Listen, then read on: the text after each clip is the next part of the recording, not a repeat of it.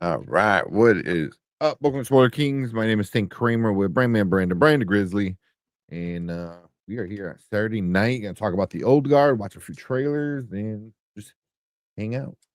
What For is that, sure. guys? How's your weekend so far? It's been good. I did some cleaning. I got a haircut, which I desperately needed.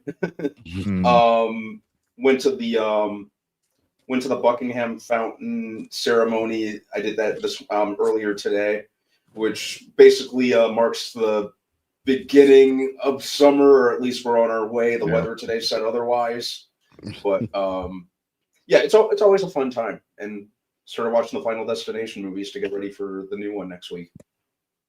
yeah, yeah. That is next week. Dang, I forgot about that.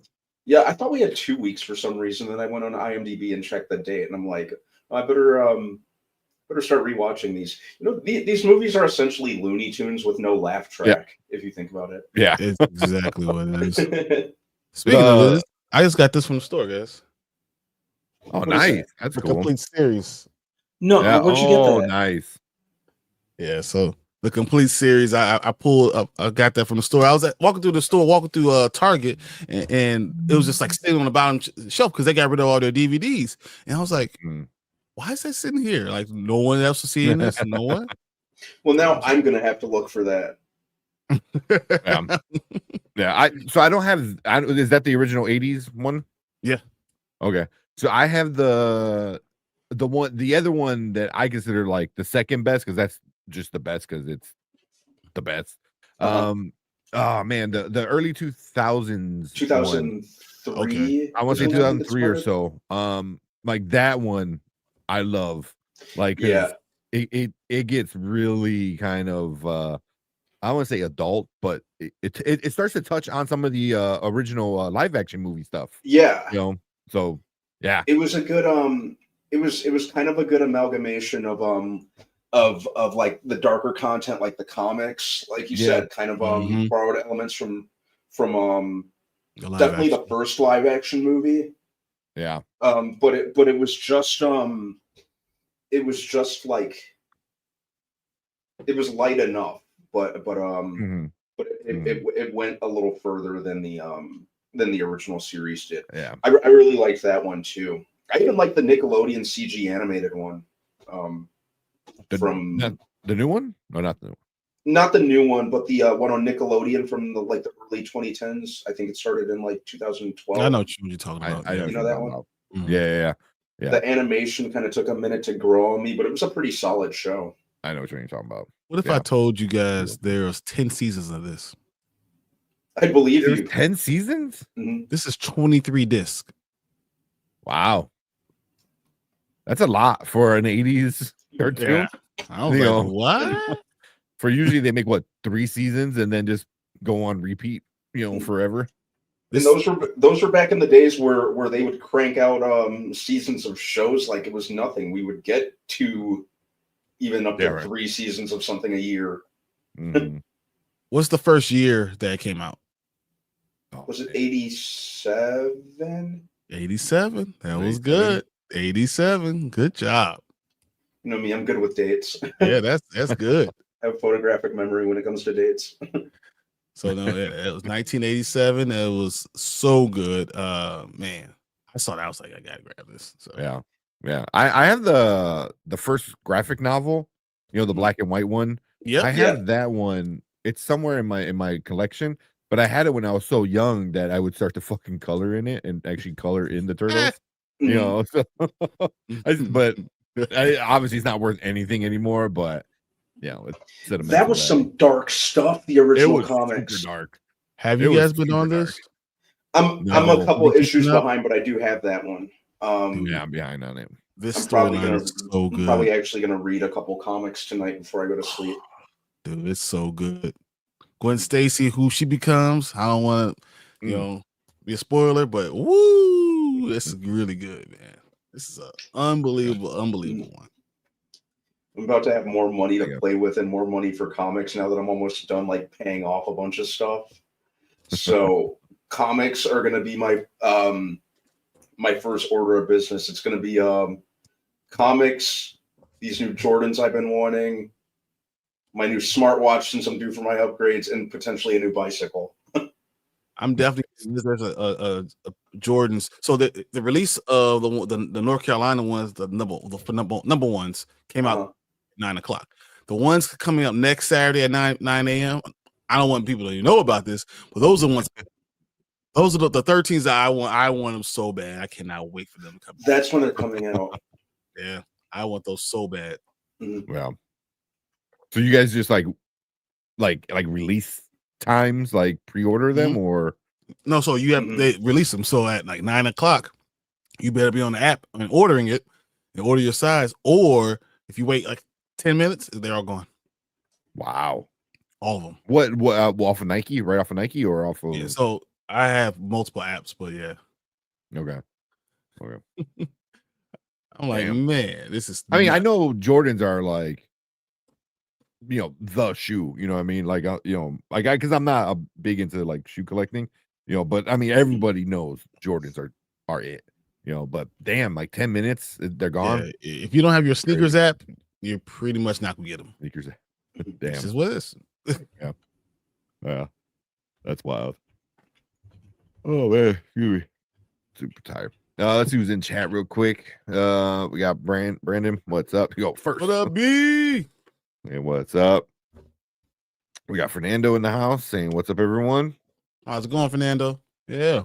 We got Tony. Tony said, "Them Spoiler King boys back on scene with another one." Oh, another one. Yeah. Appreciate you, Tony. And Fernando said, "The early bird gets the worm." Yeah. You gotta be ready.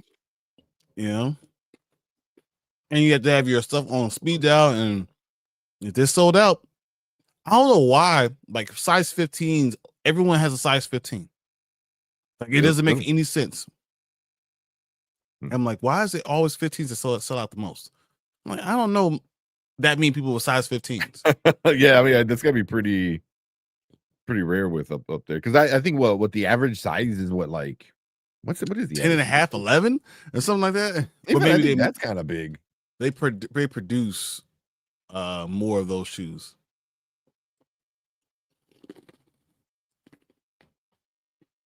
Oh yeah. The average men's shoe in the United States is 10 and a half. Yep. I haven't been to 10 and a half since I was 10. It's crazy though. I'm looking at it like 10 and a half and then to 11 is a huge jump. That's crazy. Yeah, and then 15 plus is like pretty low. Like as in there's not a lot of people that are 15 plus, but yeah, that's crazy. I'm thinking they must be less produced and a lot of people that order 15s immediately. So also it's more of like the rarity of the shoe rather than your actual shoe size kind of thing. Exactly. We only made 15 of them, so that makes sense. Which just like adds to the value of the shoe. That makes sense. All right, I got a question for you guys. Yeah. So we already know we get the Avengers versus the Avengers, right? The Avengers. Who do you think is going to be on the Avengers side? Oh, Sam. Real quick, I love the marketing that Marvel is doing because on their all over their social media, Avengers, all the original Avengers pages, all have the copyright logo now. Yep, that's which is awesome. Hilarious. That's so great. Good. Yeah, that's great. Yeah. I think that storyline is going to be huge between Bucky and Sam. It's going to be huge. I cannot wait because fuck Bucky, man. Exactly. Exactly. Fuck Bucky. I don't know. We talked about it, but I know me and my girlfriend talked about it. Like, oh no, F Bucky. Yeah, you guys know I used to hate Bucky with a fiery passion, and then I started warming up to it. Starting with Falcon and Winter Soldier. So yeah. I still don't hate him in the context of the MCU. But yeah, bitch move on his end. That's a dick move. Because they even mentioned they even mentioned Sam was pursuing legal action. Yeah, he copyrighted the name, which is the name. But to answer your question, so I'd say Sam, Shang-Chi, Mm-hmm. That's a good one. Captain Marvel, Black Panther. Who? As much as Yeah, it grates on me to say it, and I know you don't like me saying this, I'm just, because of the hand that we're dealt, it's probably going to have to be Shuri, at least when we first are introduced to them. I think that's subject to change. You know, it kills me to say it, but that's the hand we're currently dealt.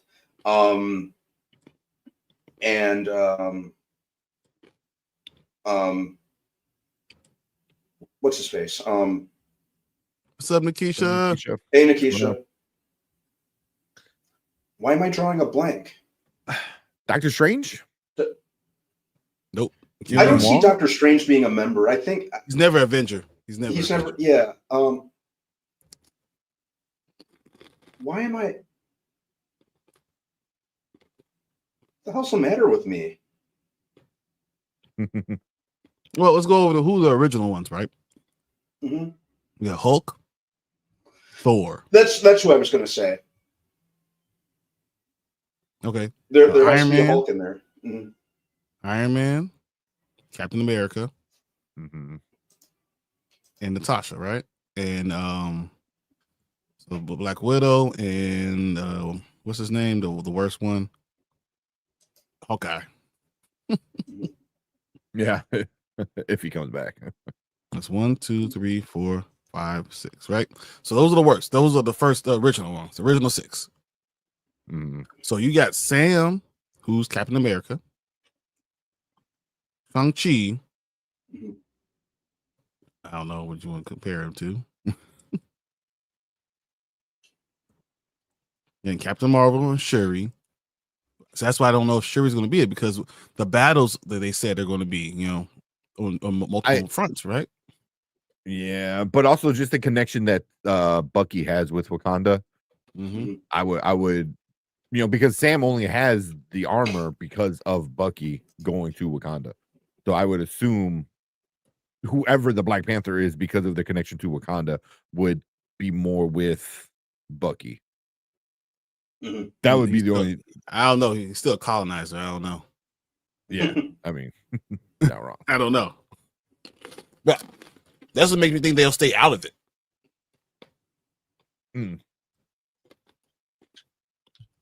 But yeah. I mean, that's only 4. We need at least 2 more. I'm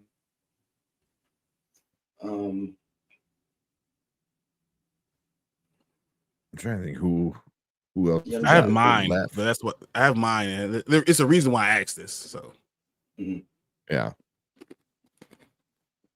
I'm trying to think of who's left. You could say Ant-Man. Do you really want him to be Avenger? Ant-Man. Well, no, there's War Machine. Because he's been a scroll for so long. I don't know. Can he still do that? Yeah, I know. Which is why I think it would have been important to have Armor Wars, but I think they get him. Mm-hmm. I think they get I think Sam will go with. I think Sam will go. I mean, his name Rhodey will go with Sam.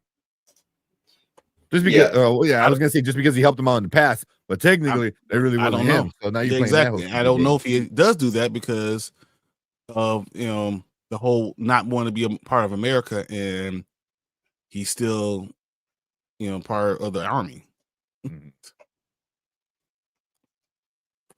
That's true. Something to think about for sure. Yeah. I'm just trying to think who's left. Exactly. Yeah, that's my whole thing. Like, who's left? It's mostly because I would think we forget one huge one that's like right off on. I mean, he's already on the team, and we kind of haven't said it yet. Who? Falcon. Oh yeah, but he's Oh, yeah, he's auto. mm, He's auto on there because he's the only dude that's sticking by Sam Wilson. Yep. You know, so him for sure. mhm. Him for Yeah. sure. You So know, you but think I Wong? think Wong Wong I would be the think one? Wong I think Wong could. I don't. I think Ant-Man more than Wong. Yeah. Even though I don't like Wong only. Oh, what's that? I don't like Ant-Man or anything like that, but I think No. Ant-Man more than Wong. I'm fine with Ant-Man. He doesn't need to be on your team. No, the He doesn't Avengers. need to be on the team. But I mean, if the other Avengers are just people, so with super Yeah. soldier serum, so whatever. Yeah. Well, some of them. Because I'm just thinking also like connections. You know what I mean? You know, because I wonder, what would it be cool to see Kate Bishop on the new Avengers team, but Clint on Sam's Avengers team? Like, would that be interesting? Just because Kate Bishop has a connection with Yelena, so she might recruit her, but then Sam recruits Clint, I think and they're all gonna be separately on they make a decision. But they're all going to be in the Young Avengers. Yeah, The group is going to be there. You know, the Young Avengers group will be there. They won't call them. They're not going to have a separate movie, but they will be there. yeah, they're Doomsday gonna and be there. Wars. Mhm. Yeah. But even then, I think they pick a side. It's Star-Lord. I mean, we got Star-Lord, you know, on Earth right now. So who knows about him that can recruit him? I wonder, because it's also like, because you have the battles, right? You have the regular battle like New York. It's going to be a battle Wakanda. There's going to be the what they said, the Fantastic Four will be part of a battle with the rest of the X-Men. Then who else? There's 4, right? There's 4 different battles that they're talked about. Yeah, that 4 big ones. Mhm. It might, the 4th one might be. We also might just get like a new one, like on a new planet or some shit. You know, Yeah. with like Doom. You know, it might be or yeah, right. Yeah. Yeah. It's gonna be interesting because that's the first thing I'm thinking, like, who's left? Yeah. You know, that's the first question, you know, because then that changes a lot of things. You know, and then I think it's like who's left and who has connections with whoever is left, you know. Mhm. You know, because Bucky has a lot of connections just because he was so close to. He was also the evil one that they all fought. Yeah, yeah, that too for a while. I mean, everyone on the Avengers were all villains at some point in time. Oh yeah. So it's gonna be interesting who they split. I want to throw this out there, guys. So I'm gonna say Sam, Yeah. Falcon, Thor, Spider-Man, Ant-Man, Shang-Chi. I agree with that. I don't know how I forgot about Thor. Maybe that's the other one that I was thinking that in the back of my mind. Yeah, I mean Thor's gonna stick around with who he knows, and he knows Sam. He knows Sam, so he's gonna go with that. Yeah, he doesn't really know any of the Avengers. Yeah. And then Captain Marvel's gonna be around, but she's not gonna be an Avenger. She's gonna be around to everyone because she thinks she's above that. Mm-hmm. So that's what I was thinking about, like how they're gonna do it, and then they're gonna do the evil Avengers, right? So I think the Avengers are gonna be tricked into being with Doom because he's gonna be a sympathetic figure. They're gonna get tricked in that, right? Yeah, he's so they're on his side, you know. Yeah, he's gonna be tricked into that. And then eventually they're going to realize he's a bad guy. And then they're going to end up coming to Sam's side. They're going to fight with Sam. And then they're going to realize, oh, we're wrong. And they're going to go to Sam's side and try to fight with them. Right. But then Doom's going to say, forget it. And he's going to bring all the evil. Like the evil like people from Hydra's captain and Cap, you know, like whatever evil Black Widow is going to do. And exactly. Yeah. You know, so he'll bring that team instead, and that'll be his. And then they'll have King Thanos and all that stuff. So Love will be a young Avenger. I think so. Yeah, if they bring her in, they would have to age her up a little bit. Yeah. Now we're gonna have Wiccan and Speed. So So she's about that same age. Yeah. See, how are they gonna have speed? Because like we got Wiccan obviously already, but we haven't got we got Wiccan. We haven't got speed yet. But that's So what he did the last time. He just kind of went over that. Yeah. When is what's that movie? Vision Wanda. Quest? Yeah, the Vision Quest. Is that before Doomsday? Let's see. I feel like it would have to be, but It's in 2026. I just don't know if it's before or after. Yeah, Currently because scheduled. did they even start filming it yet? No, because what's Elizabeth Olsen is busy. Then it very well could be after Doomsday, or at the latest during Doomsday. I think after Doomsday and going into Secret Wars, you can start seeing a lot of these other groups too. Yeah, because that Vision Quest begun filming in March 2025. Oh, it did start filming. All right. In Pinewood Studios in London. Vision Quest is scheduled to debut on Disney Plus in 2026 as part of Phase 6 of the MCU. I feel like it wouldn't come out until probably summer or the end of 2026. I feel like it can't get too far to the end of it, but I'm thinking like September, October. Yeah. Because if you kind of balance off of Doomsday, which is going to be released in May, right? So then if they release this in August, two months later, right after Comic-Con and all that stuff, you can kind of piggyback off of that. Yeah. And they kind of take their time with the releases of these shows. Wonder Man finished filming how long ago? It's not coming out until December. Ironheart finished filming 2 years ago? 3 years now. It's coming out next month. A while ago. Yeah, so it could very well. Yeah, you're right. At the earliest, Brian, September of next year, if not longer. That's what I'm thinking. August, September. You're looking at that back to school. Yeah, I'm trying to look for like more of a yeah. That makes sense. You see, Tony So says when is Doomsday coming out then? Doomsday, I think, is May. May 2026. Yeah. Okay. I think they actually advertised a couple days ago. It's going to be like a year from they like announced when it's going to be a year to the day from. But it's May 1st. Yeah, that's exactly what it is. 2026.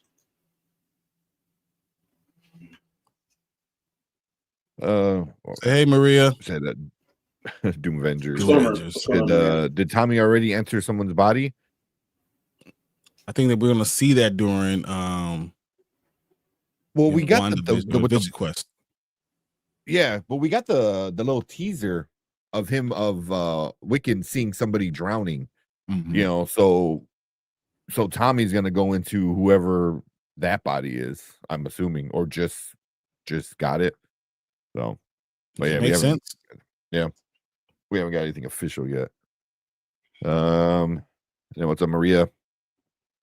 Yeah, and it seems like if Agatha is technically a season 2 of WandaVision, then like Vision Quest is gonna be technically season 3. Be the end of it.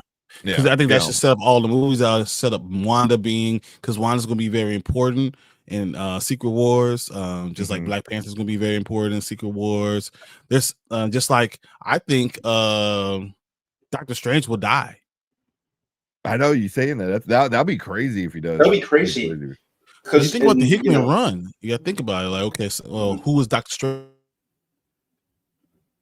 It would it would be crazy and unexpected, and I think the Russos have something in store for us in that regard because they said there are going to be some unexpected casualties. And that makes sense for him, and it also makes sense for Thor possibly.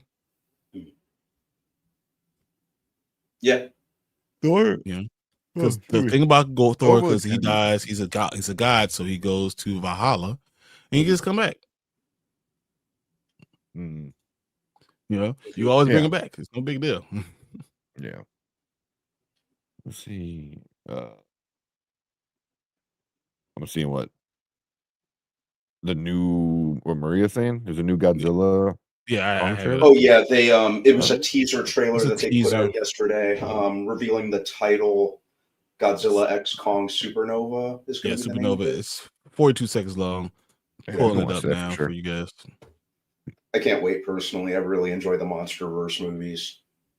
Yeah, they're fun. Collector, what's Collector, What's up? Said, Happy how you Mother's guys Day doing to tonight? you. Happy Mother's Day. Yep. And Happy Mother's Day to yours as well. Thank you Exactly. so much. Appreciate you coming in. Excuse me. Yeah. You're tired. Thanks for taking the time out, everyone. I saw you got a new Harry Potter Lego set, which is Oh, that's jealous awesome. because I have 3. I have like the main castle, and then I have like 2 other side sets that go with the castle of the Lego. Definitely. It's like everything. I would have everything. If I had limitless like money, I would just have everything just all the time. Oh yeah. It'll be like Lego movie, except I'll put it'll all be super glued together, and I'll be like, don't touch that. Well, like speaking of like, I find a lot of stuff at the Goodwill and in secondhands.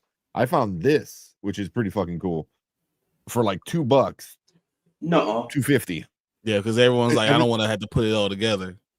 Yeah, I know, right? It actually doesn't look too hard, but it's just basically like cardboard, like fancy cardboard, and it comes with its own stand. So I was like, that's not bad. Like, I think it retails for like $30. Yeah, like in the back. So it was like you can find like cool shit. I found a lot of cool like Lego sets like at the Goodwill. Like you have to risk because they might be missing a piece, but you have the Goodwill. I will tell you that. You know, you go. I go to to a bunch. Ones. I go to a bunch. Like I found this. I love the cover. Hate the storyline. The Third Law was a fucking shit storyline. It was super boring, I thought. But the cover was cool, and then I found this cover too. You know, the death of Starfire. So that's cool. All my ones don't even have comic books. So yeah, I go to Goodwills and just saw a bunch of different secondhands. But I find a lot of a lot of cool Lego stuff there. I always risk it though. If it's not bad price, I'll risk it and buy it because if it's missing a piece, it's all kind of pointless, you know. But I've been pretty lucky so far. But yeah, otherwise, like you said, like because the Lego shit's it's crazy expensive. Well, like down here, I got Optimus down here. I gotta build him. I got that and then I got my 2 gauntlets. You can see the Iron Man gauntlet and then kind of see the Thanos Lego gauntlet. Thanos. Yeah. I want to get lights. They have lights for them. Like really? Yeah, even with Optimus, like but they have the lights where it lights up, like it looks from the bottom and all the gems light up. I want to get the lights for it. But yeah, I'd be jealous. I love my Legos. Right, can't see too much. You know what? I still got to record all our stuff video. Dude, I'll need like a 5-part video. Honestly, it's gonna be like an hour-long video. Well, behind this one is actually this. You know. Then he opens another door and it's just a bunch. It's more stuff. It's like, and then I got all this crap. Yeah. I was just thinking about I need to reorganize. That's cool. Yeah. It is super cool down here. I have him right here. He fucking transforms, which is the coolest part. Like he's Lego and he legit transforms into a truck or in robot form. I just want to hear him. I just haven't had a chance to put together. I know, right? Make the sound. That would be awesome. Oh man. I traded in a few movies that I know I was gonna never watch and got $111. That's wild. That's awesome. I don't like giving away nothing, man.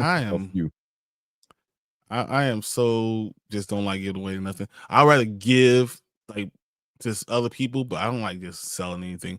One day I'm going to sell it all.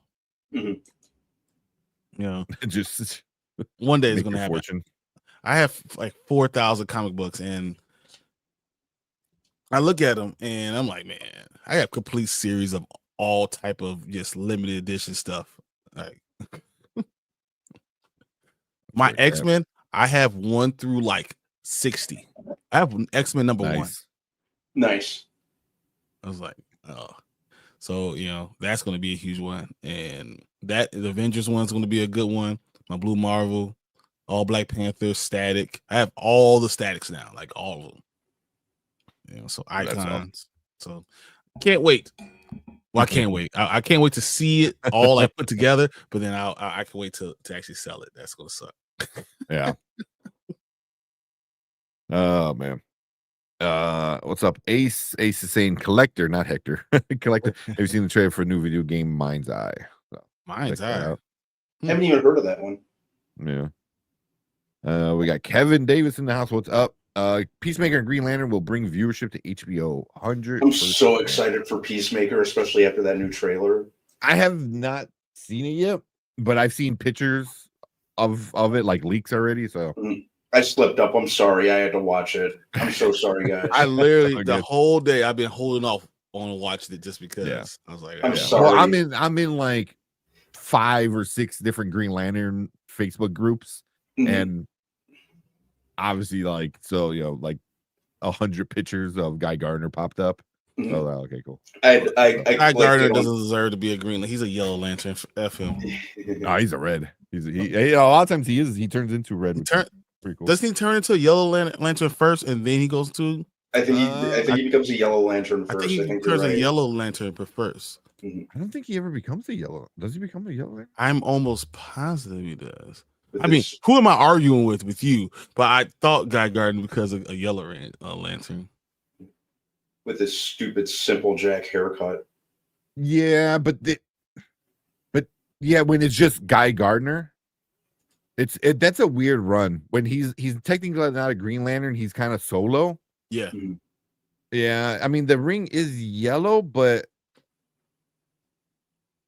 I don't know if he's considered like, because that was before Yellow Lanterns were even a thing. You know what I mean? I thought that was the point, that Guy Gardner was the first ever Yellow Lantern.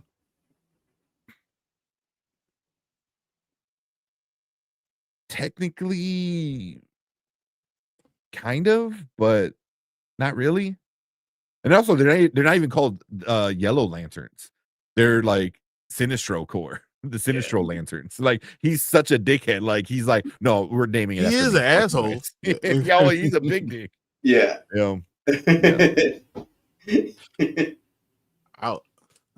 I want to know, but that's something. Yeah. Hey, I was also going through some of my comic books. And I came across this Fantastic Four. It's at 141. Nice. Franklin Richards right here on here. And this is the one with Franklin Richards, but it gets all this power and becomes like an atomic bomb type of thing. But it's a very good one. It's like the one they said is the end of the Fantastic Four. So I thought about, is that possible that what they've done has given them powers, and then Franklin is actually the problem, calling Galactus to the planet because he's going to eventually destroy the planet, and Galactus is just coming because it's already marked for death. And Franklin's the one who actually did. So, but it's almost like making fun with, like almost like hair, like Galactus is almost like his herald, almost to that point, calling him. You know what I'm saying? Like how it kind of works together. I think that could be something that you're saying. And instead of getting rid of Franklin, they run to another multiverse because they've already messed with the edge of time and space and time. That's what they talk about in the trailer. So is it possible that they take their son and they run? That's what lets them leave that universe. And it does that. The world does get eaten up by Galactus, but it had nothing to do with anything else. It had that they either were leaving because Franklin was the problem. Yeah, that makes sense too. It's also like, oh, we're saving the galaxy by leaving. Kind of thing. So it's like, like no one really won or lost. They're just moving the battle to later, kind of thing, which is what they should have done with fucking King. Instead, you just made him lose, which is stupid. So you heard about the new report by Marvel that they were always going to do the whole Kang Dynasty thing. Mhm. You know, so they're always going. They were going to do Kang, and then they were going to bring Doom in for Secret Wars. Always, that's always going to happen. Mhm. And they did already have Robert Downey Jr. as Doom. Yeah, even back in this is 20. So Harry decided that Secret Wars was going to be the next run. Mm-hmm. And Feige was so busy running or doing that. That's why he was too busy to do all the other stuff. That's part of the reason why he was so busy. Because he was trying to get the next phase off the ground, figuring out how they're going to do it. Which wouldn't surprise me if he had cast Downey a while back and we were just hearing about it late last summer like we did. That's not unheard of, when it comes to announcements like that, especially in the case of Marvel. That really doesn't surprise me. I think really, if it were up to me, personally, I'll always be disappointed that it never played out that way, because the Kang Dynasty, honestly, to me, seemed like a pretty interesting route. Regardless how it would have come up quality wise, and despite what anyone thinks of the way they were setting up Kang, it just seemed like a little more interesting route to me. Especially with the choice of director, Destin Daniel Cretton, who did Shang-Chi, was supposed to do Kang Dynasty, which I think would have been cool. It would have been an interesting route to take. I think I was kind of ready for new blood when it came to the Avengers movies. Well, that's what they're saying now also about the new blood thing. So Feige brought in all these new blood, all these new directors, right? Mm-hmm. But they're all, black women, white, different type of, more, not the same old guard, the same old, just, white guys doing all the stuff. So Feige didn't want to seem like he was coming in and doing that, dictating to these new different type of directors. And that was part of the reason why he wanted to let them just cook. Mm-hmm. Instead of him having that, he's being that guy that he's always staying over doing that. Yeah, which is good. I think, if you're going to hire a director, let them cook and let them give the movie its own style and its own distinct voice. Like I said, but he didn't do that in the other phases. And all the other phases, if ever, what up, Anzo? If ever anyone went too far out, he had mandates. You had to put this in there. This has to be this part. He was always part of it. Yeah. So he's like, okay, you can play with this, but you have to still be here. Yeah, and which he didn't do this with these new directors. He kind of let them go. Mm-hmm. Yeah, I think, if you're going to hire a director, sure, there can be like the Easter eggs and kind of connective tissue to the greater MCU, but I think you just need to hire the director and let them do their thing. That's what I liked so much about Thunderbolts. It kind of felt like it had its own voice compared to some of the other to some of the other MCU content, even to an extent. So did Brave New World, and I'm hoping the same thing. Fantastic Four gives off the vibe that it's going to have, its own voice too. So fingers crossed, and if that does happen, I hope that that energy stays. I'm actually going to disagree with you. I think that all the ones that we've had in Phase 5 and 6 have had a distinct voice, just it didn't have a coherent direction.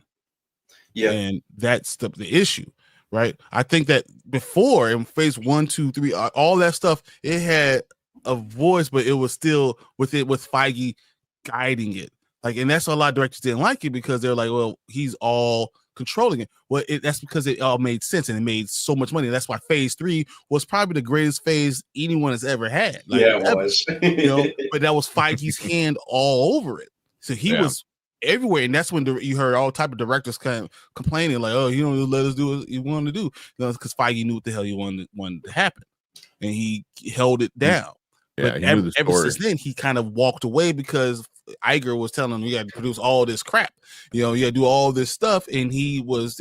I mean, we all have heard about directors and people running down the hallway trying to catch Feige, and Feige only had like 2 lines in She-Hulk that he talked about, and all this. We all have heard that because he wasn't involved. So these directors had free reign. They just did a bad job, and the connective tissue didn't make sense. They didn't have one vision, and without that one vision, it didn't turn out to be good. I actually think that that's the exact opposite of what you're saying. I think that's probably what they need, and I think that it might be good that he's there. Allow them to make a movie, but make sure the direction is in the direction that he wants, and connective tissue makes sense. Yeah. So I mean, it's just I think he went too far and let the inmates run the asylum too much. Yeah. I mean, yeah. And I heard was it Chill? Was it with you? I think it was with you, right? It was when you were on Plan Fanatics, right? The Pantheon. They're talking about like who's to blame, and I mean ultimately the buck stops with Kevin Feige because he is the boss of the studio, but also like, because I know you were like saying like, Chapek added middle management, and once you add middle management, and now you're not the only one making decisions. And you're like, so you have these 5 things greenlit, and then you have all these other things on the back burner. And then the middle management is like, oh, we need everything. You just throw everything in the oven. And then how can Feige have any control over it? He just keeps right? And then you just assume that like, okay, well, I got to let some of these directors kind of do their thing. Like Taika is a big director. I'm going to let him do his thing. Raimi, or not, Raimi, he's a big director. I'm going to let him do his thing. Obviously Taika went too far, and that's what happens when you don't have the reins on somebody like Taika, and then Raimi, I think I think it's the pandemic just really hurt him. I think Raimi would have came with a really good movie regardless. I think and that's what I liked about Multiverse of Madness. I think that was my favorite thing about Multiverse of Madness is even though it didn't do as much with the premise as I hoped it would. It was very much a Raimi film. It was dare I say, to an extent, I kind of look at it as Army of Darkness just repackaged as a Raimi movie, and I mean that in the best way possible. Army of Darkness. But it even but both of those movies feel like both of those movies feel like those directors did everything. It's their movie, it's their style, it's their thing. Where even before, you can even talk about Wakanda Forever. You can say the same thing about that. Yeah. But you can say the same thing about the Eternals. Oh, 100% with the Eternals. Now we're starting to see, right? Every single movie sounds exactly like the director, but doesn't have a clear direction. You have no idea what the hell you're doing. You're just floating out there, you know. And then Falcon and the Winter Soldier. Remember that that TV show? They were doing stuff, and then they cut the whole thing up because you remember what the main storyline was supposed to be, right? It was gonna be a global pandemic. Yeah, and they had to cut that all out, right? And then they had to piece it together. So that's why the story seems awesome and everything, but they couldn't come up with a real villain because they couldn't talk about what they just threw it to the back. Yeah. They had to focus more on like Sam becoming Falcon or Sam becoming Cap. And kind of like the bad guy was just kind of there. It wasn't like a real bad guy, But same thing with like the Marvels, where Kevin Feige was very involved in it, but at the same time, it's like there's no villain. What are you gonna do? Like no direction. How can you connect it to anything when everything else is just so like you said, it's just out there, it's just floating around. So you're like, well, I can't connect it to that, I can't connect it to that, I can't connect it to that. Like, Marvel's could have been a better movie. Like, it just felt very lackluster. But like something like Miss Marvel, like I know Brand Davis watched it recently. He said he didn't really care for it, which I understand. Yeah, no, It's a not, lot of adults. I hear a yeah, lot of yeah. adults But say like that 'cause it's very kiddie. it's very, yeah, it's preteen coming of age kind of thing, like ABC Friday night kind of TV show, Totally. TGIF. Yeah. TGIF, it had a TGIF kind of vibe to it. It did. It did. Yeah. I never thought about that, Tank, but you're absolutely right, dude. Yeah, It sure did. But I think that was part of its charm. And even though it's not for everyone, which I definitely understand, I liked the take on it because it suited the character of Kamala. Mm-hmm. But it all still has the same problem, guys. Yeah. No direction. Exactly. Yeah. All these things, every single show that we talked about has the same issue. There's no direction. You're just doing stuff. And it's okay to have movies that be able to stand on their own, but it has to make sense in the direction that you're doing with an entire entity. These are not standalone movies. It's all with the Marvel umbrella, and it has to feel like it's all within the Marvel umbrella. And that's why people hate 5 and 6, Phase 5 and 6. Just it's hated more than any other phase. Mm-hmm. And without direction, you don't know, the writers don't know what to write about. So then you have terrible finales. Mm-hmm. And isn't that what happened with all those? I mean, besides WandaVision and the Lokis, everything else had terrible finales. Great shows, even Secret Invasion was fine until you had to. It was riding that line though. But if you hit that finale and it was actually made sense, it could, yeah. And you'll say, "Oh, that was a fine show." It was okay. It was whatever. Then they did terrible, and it's the worst show that we've ever seen ever. So but that's lacks direction, lacks any of that stuff. Falcon and Winter Soldier, it was kind of riding that line because of the issues it had, but then it had some good points. When you introduced Isaiah, had some bad stuff with the bad guys because of the pandemic, but the ending was great, passable. I love that finale. I love exactly what we needed. It was a little. It touched on it a lot of different things, and talked about the Black Captain America. Touched on Isaiah Bradley being the first real Captain America. They touched on a lot of stuff that made people upset, but it was still a really good ending. But there's just, I'm not disagreeing. There's a lot that could have been done. If they knew where they're going. Yeah. Well, so that kind of brings me into something I wanted to bring up. Was so the middle management during Chapek was above Feige, right? So where he couldn't make decisions and people were making decisions and he just had to deal with it. It seems like the rumor, at least going into post Secret Wars, is he's gonna have his own kind of middle management with the Russo brothers kind of overseeing X-Men. But I'm like, that makes sense. Because if he's the dude in charge, and he's like, okay, I need you to overlook X-Men, but he still makes sure his overall points. He's like, all right, here, this, and this needs to get done. Go make 6 movies. You know what I mean? So it's like you allow them to still, pick directors and be in charge, but they have their boss. They answer to him. Yeah. So that makes sense because then now you're not spreading yourself so thin because you're delegating work rather than work being delegated to you. But you're still the last stop. But you let the other people do all the stuff that you trust, that you brought in. Yeah, exactly. And then you can look at it at the end and say, this is good or this is bad. No. Yes or no, we're going to change this or this is going to be good. Yeah. I agree. But it's also said that Feige already knows exactly what he's doing with the X-Men for 10 years.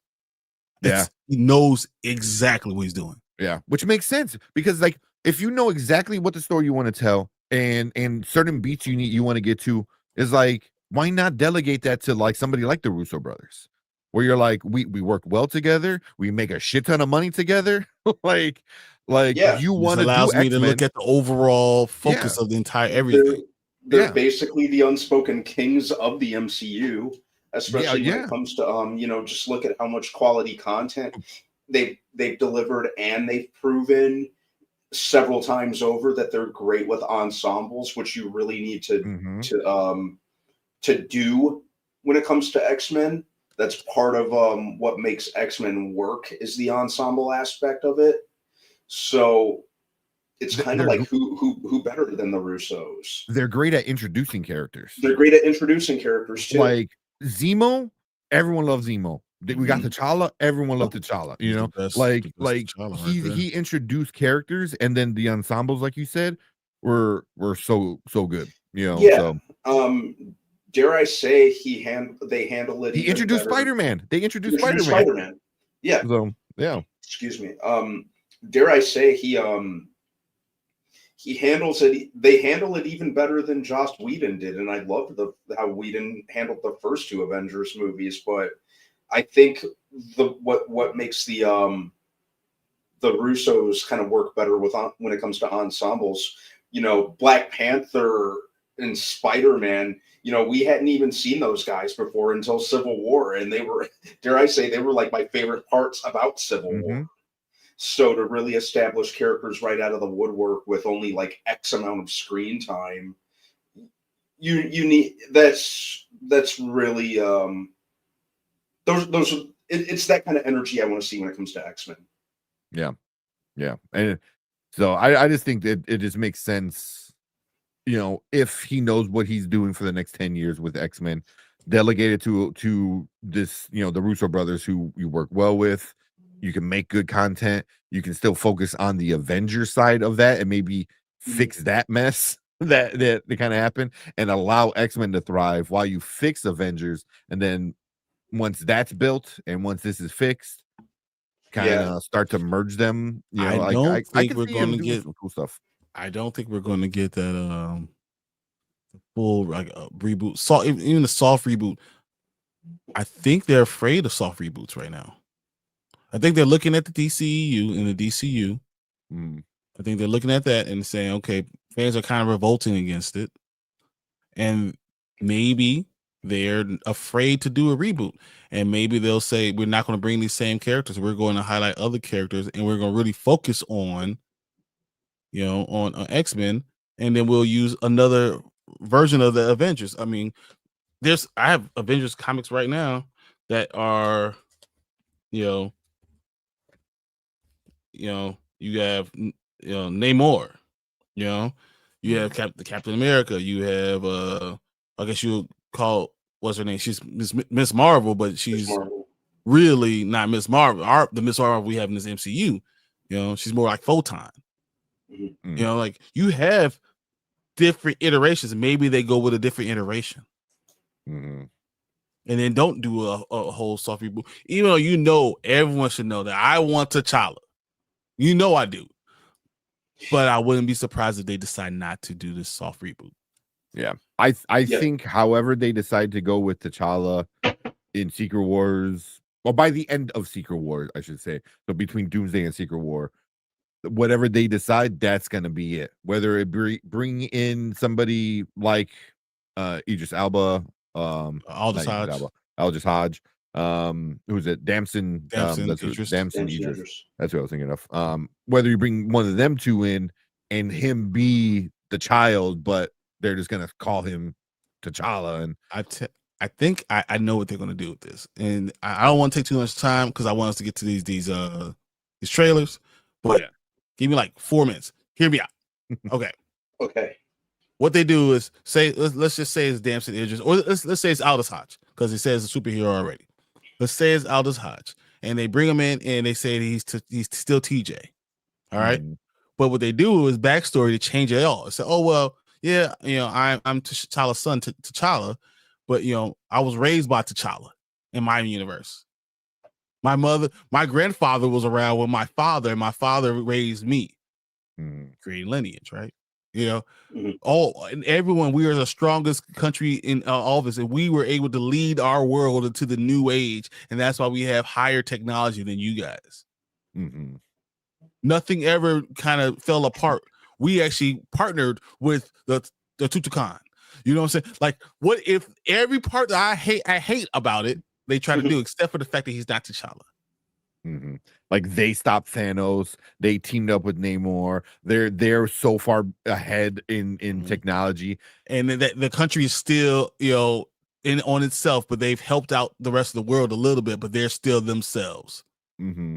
You know what I'm saying? Like, what if they do all that? And so now the whole black trauma thing that I'm talking about is out the door. Mm-hmm. What if all that ends up happening? But it just seems such a long way. There's no reason to do it. There's no reason to do it except for you now don't have to admit that you were wrong. You don't have to admit you were wrong. You don't have to admit you were wrong, and the fans still get what they want. You know, the recast people in a sense, get what they want mostly. You know, boy. And I mean, they're gonna find a way to try to make everyone happy, especially with T'Challa, and that sounds like it could work. So we're gonna still call TJ. He's still T'Challa Jr., but in that same breath, everything that you hate about him, we're going to change. He grew up in Wakanda.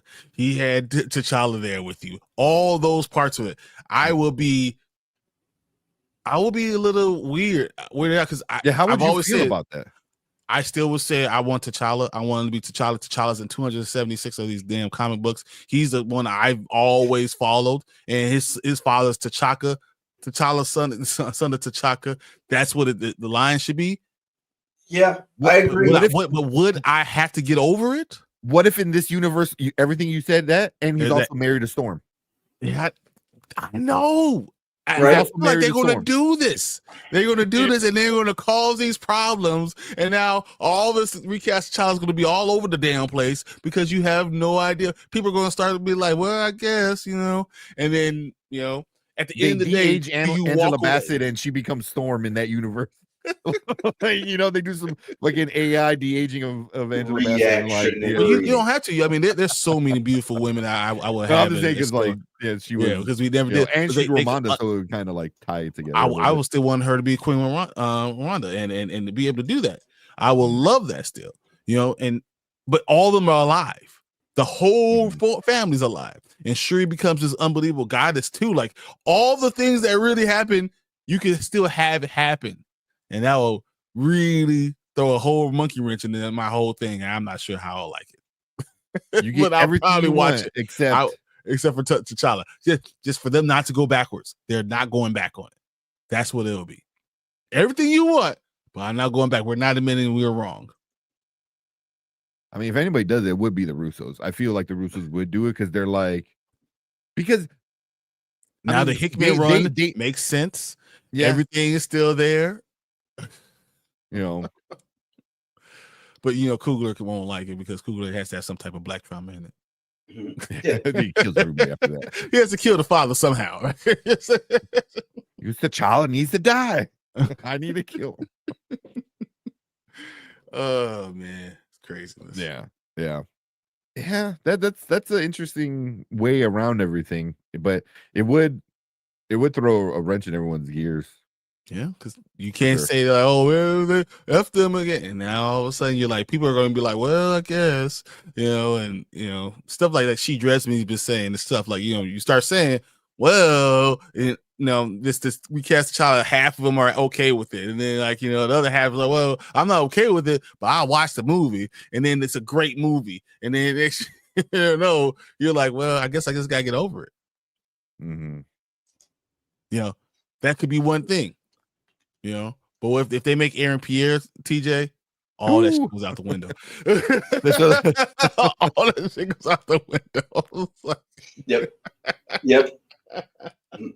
Much as I like Aaron Pierre, but that's going to be a no for me. I think if he does that, it would piss off. I think it would already piss off. I mean, there's already a bunch of people upset about him being Jon Stewart. But it would just kind of kill that character too. I don't know. I mean, but he's another character who's also a superhero right now. Mm-hmm. Mm-hmm. So that's the whole rumor is there's whatever they're gonna do with T'Challa, whether it be TJ or a variant or whatever, that they're saying is he's already a superhero or has been a superhero. The actor, whoever the actor is, has already played a superhero. What's the list? Already played a superhero. I mean, that's Aldous Hodge. I mean, and technically, he hasn't already been Jon Stewart. He's going to be Jon Stewart. He's going to be, but he's been cast as that. He's already been cast as that. Yeah, but Aaron Pierre, Aldous Hodge. What's the dude for that? Who's Cyclops? I mean Cyclops. Cyborg. Oh, he Ray there's Fisher. no damn Ray Fisher. There's no way Ray Fisher. What else? I mean, who else? I mean, but yeah, that's why I'm like it's a very very small list. Just because of the way Hollywood is.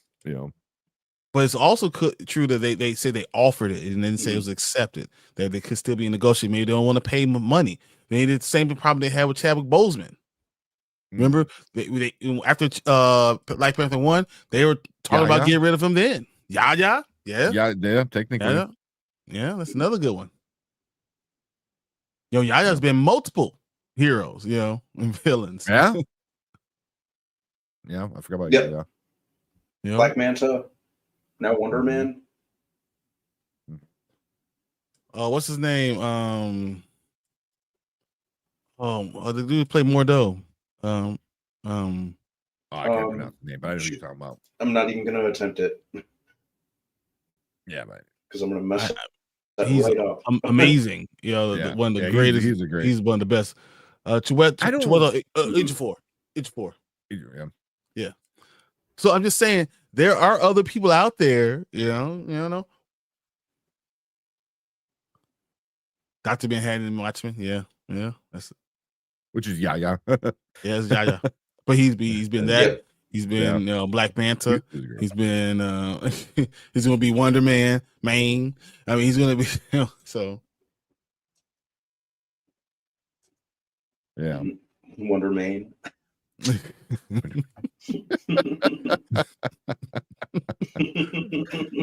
if they go crazy like Michael Jai White? Like, Michael Jai White, it's like 55 years old, guys. Jamie Foxx. Yeah, I mean, technically, he's also I like, don't see it, but technically, he's also like 55 years old. Yeah, he's pretty old too.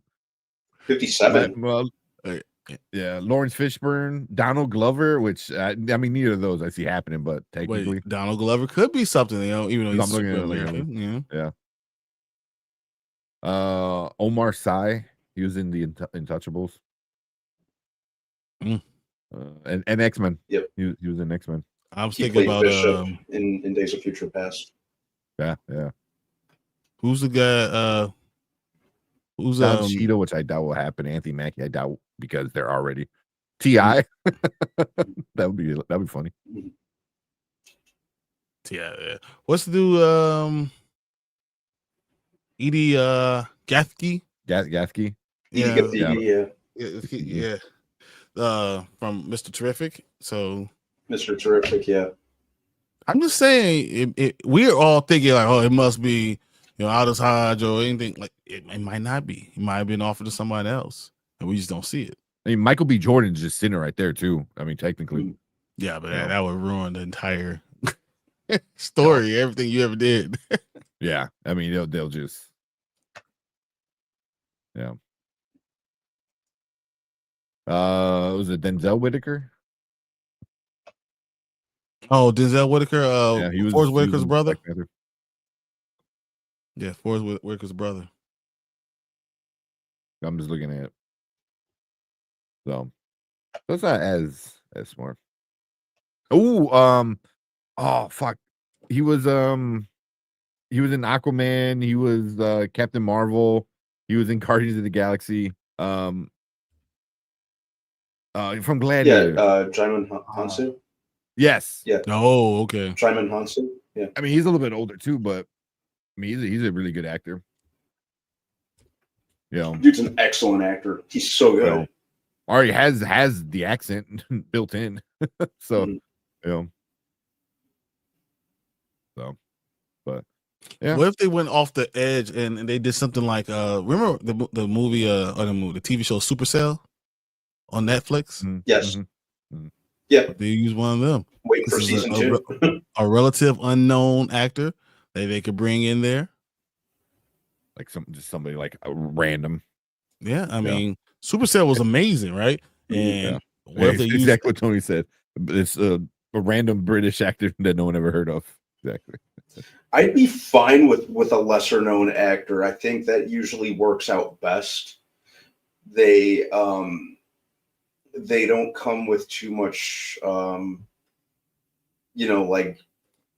baggage. They're kind of like lower flight risks, and the lesser known actors always, to me, sometimes, or the least person you'd expect to end up doing the best with the role. I'm just saying, like, because with Tossin Cole, where he was the main one in Supercell, you know. Was in Josh Tadeku. He was also in what's the other 3 Body Problem. Mm-hmm. He's also in that one, you know. Yeah, let's see, you got Eric Kofi, Abrafel. I'm just saying, all these guys would technically kind of be superheroes. They didn't say DC or Marvel specifically. Yeah, true. They said he's already a hero. Just thinking, guys. I'm just throwing that out there. Maybe they're going for a relative unknown and going from there. You know, go with a younger person, especially if it's TJ. Which you guys already know how I feel. Yeah, but they could go that way. Oh man, I just thought of like if they go a younger route, he played Sam in Ted Lasso. I know the guy you're talking about. Yeah, he's his English. name's not coming. His name's not coming to me. What is it? Tohebi Jim Hall, something like that. But I mean, he's not in many things, you know. But he's young, you know. Toheeb Jamal. He was in The Power. I don't know who he was in The Power. I mean, I think we have a smaller list, and this list could be expansive. Even though Dempsey, it just makes a lot of sense. Still, I wouldn't be surprised if that's what it is. But yeah, I mean, that's honestly who they're probably gonna go with. He's already showed interest in playing that role. You know, as much as I love Aldous Hodge, don't get me wrong, I will be head over heels for Aldous Hodge. But yeah. But either way, hopefully they go the way you said. That would be the best, I think. Just eliminate all the tropes that we talked about. All of them have T'Challa say T'Challa was there. He's where's my father? Your father? Who's your father? T'Challa. You know, who are you? T'Challa. Like, you know, he raised me. He's the one that showed me how to do everything. He's the one smartest man ever. They do it that way to not lose anything, to not lose face. Right. Tremel Timmon would be good. Oh, I love Tremel. I would say it would be good. I want to see him. I mean, him as Mr. Milchek, you know, he's already a villain. Like he could do some good villainy in like somewhere in the MCU. 100%. So, yeah. Yeah, but sorry to take it off the rails, but yeah. No, I mean it's all kind of like MCU kind of going forward, kind of related. It's just yeah. I mean, well, here, Kevin said, I do believe if Marvel do move forward with Black Panther 3, some folks will root for it to fail, teach Marvel a lesson. It depends, because is BP3 coming after Secret Wars? Yes. Or after Doomsday? After both? Oh, right? absolutely. Yeah. After both. There's no doubt about it. So we'll know who is going to be the Black Panther before the movie even comes out. So it depends on whatever the Russo brothers do with their character. You know, you don't think you have to have Ryan Coogler write off on this, sign off on anything? Probably, at least be okay with it. You know. I mean, ultimately, he doesn't have that big of a decision in it. I mean, but I think optics it's his movie. He needs that. Yeah, Black Panther one, it was his movie. All the stuff that he did. It's still his movie. I think that he's such a hot name at the centers right now. How it's still killing it. Yeah, you have to have his okay. He didn't okay Chadwick though, right? I think that was already given it. Yeah, given that role because I think Chadwick had to tell him. Yeah, it was okay. Do you like this guy? Point, yeah. Chadwick probably had a lot more connections in the industry than Coogler. You know, but yeah. And then there's something else Kevin said. Oh yeah, that Disney is not rebooting nothing from Marvel or Lucasfilm, even with the hit or miss at the box office. I don't think it's going to be a reboot. It could be a soft reboot in the eyes that you're going from the multiverse to a battle world, and then you can use that to kind of put it all in one world. So, but to that point, but I still think the characters are the characters. You're not going to just forget who the characters are. Yeah.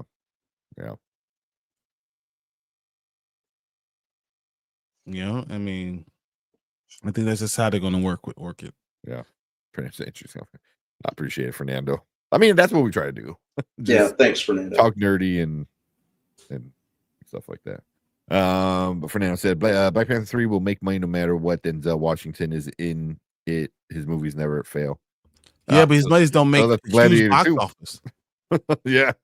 They only make huge amount of money in box office, but Gladiator 2 made more money than you think, right? Yeah, I was gonna look it up because I'm not quite sure. I'm sure that it may. I'm gonna guess 400 million, 300, 400 million, 400 million. That sounds about right. Which is if it's a regular non-MCU movie, that's a pretty good 462. 462. Oh, even more than I thought. Worldwide. Yeah. So that's even more than I thought. Yeah. 172 domestic.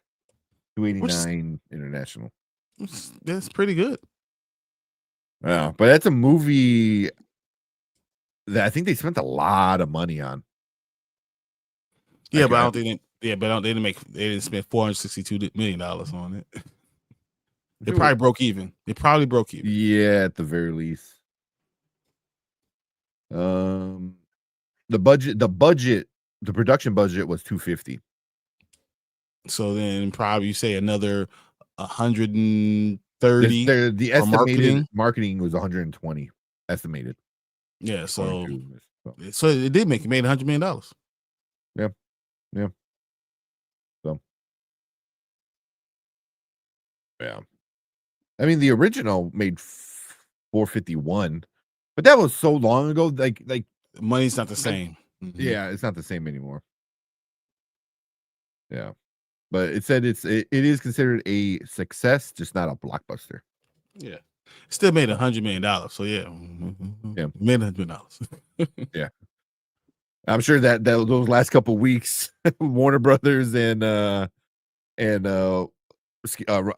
Ridley were just like, come on. Come on. It did pretty well. So I'm not domestic opening of what, $60 million, something like that. Yeah. So yeah, that is a good opening. But Black Panther 3, I think it's gonna make money because the second one, even was with us being not fans of it, still made what 850 or something like that. Which is a 40% decrease. Yeah, I mean, it went from being like the biggest solo Marvel film of all time. One of the Well, how much did the first one make? 1.4? Was it 1.6? I don't know, something ridiculous. It made a decent amount. 1.34. Yeah, it made a shit ton. Yeah, $700,000 domestically. It made 1.34 with people across the pond that don't usually watch. Well, I don't want to blame Europe. I don't blame China. You usually see movies with black people. Yeah. Opening weekend, it's fucking crazy. Opening weekend, domestic opening weekend, it made $202 million fucking dollars. It made a lot off me. Yeah, even if you want to count because it came out President's Day, so it had that extra day. If you want to count that extra day, 242. Damn. So it made 40 million just from that one extra day of being on the holiday weekend. That's wild. I did not know it had that. But that's what I had a big. This opening, is what they should have done. Crazy. This is why Marvel has to do the recast, right? But that's why I think they don't want to admit they're wrong. But they're going to give you T'Challa, and they're going to try to make everyone happy because of that. What was Wakanda Forever? Just 800. Wakanda Forever made 181 opening, 181. It made 859. And everyone kind of saw it and was like, I don't really want a funeral. You know, so that's what you lost over $500 million, over $500 million. Mhm. So that you have what a 6. That's 38% decrease. Yeah. Looking at domestic weekly, you know, so the opening weekend, and it dropped like a 54% and 46 and 58. So it had like not horrible drops, but pretty big drops Just compared start off to less. Just start off less, no matter what. Yeah. Yeah. So yeah, I mean, I went to go see it in theaters, but I only saw it the one time. Mm-hmm. And I haven't watched it where since. Black Panther 3, I saw it at least 3 times. Yeah. I saw it in theater like 3 or 4 times. I haven't watched Wakanda Forever since. I only saw Wakanda Forever in the theater once, and I almost walked out. I wanted to walk out, but I stuck it out for the channel. But yeah, I saw Black Panther, the first one in theater. I saw 3 times. Yeah. So I'm just saying you keep that same type of numbers if you do the right thing.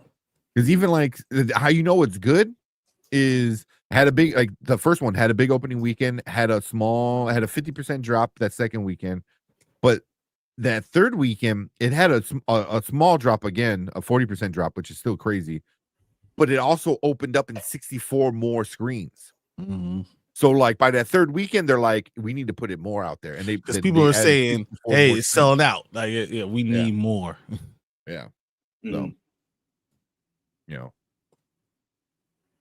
I mean, that's always a good sign, you know, when stuff like that happens.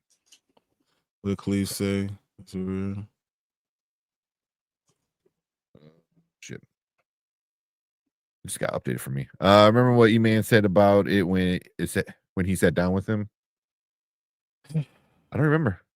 I'm assuming you're talking about Nate Moore. Yeah. Sat down with E-Man. I thought it was even Coogler. He said E-Man sat down with Coogler. Yeah, I thought that's what it was. Damn. Me, I don't know. I feel like know. I remember. I just feel like he's. I'm not gonna talk about that.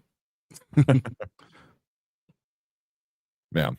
Lauren said, if it's how they're treating Star Wars, the machine will run until the wheels fall off. Pretty much. Pretty much. So I agree with Brian. Maybe a soft reboot focusing on other characters. Yeah, the closest thing I think we're like now with the talks, like what Brian said. I think we might get like soft reboots, and it might be like just characters. Like, oh, we're bringing in a new Iron Man, or we're bringing in a new Captain America, or new Steve Rogers, I should say. I don't even know if they're going gonna. I don't know if they're gonna give you a new Captain America or Iron Man. You can go away from them. Yeah, you can move on. You can, move away from that, or just kind of leave it alone for the time being. Yeah. The Equalizer trilogy made a lot of money also. Actually, it didn't. I don't know. Not as much as you think it make. I think the first one I'm gonna guess was 100 and I won't say 200 million. I don't remember the Equalizer movies. Like, I remember them. Well, obviously they did good enough to justify a trilogy, but they all made about the same. 192, 192, then 190, and then 191. Yeah. So, I mean, I'm guessing for the budget, it's great, but it's not blockbuster. Is what I'm saying. That's all I'm saying. It's not blockbuster. People love the films for sure. Yeah, I mean, I have all of them. I've seen them multiple times. Yeah. And then shout out to Deuce, the GOAT, our GOAT. Deuce said, if your mother's still around, make sure you do something for her on Mother's Day. Yes. Hey, when your wife has had babies, you gotta do both. Yep. And for you, Deuce.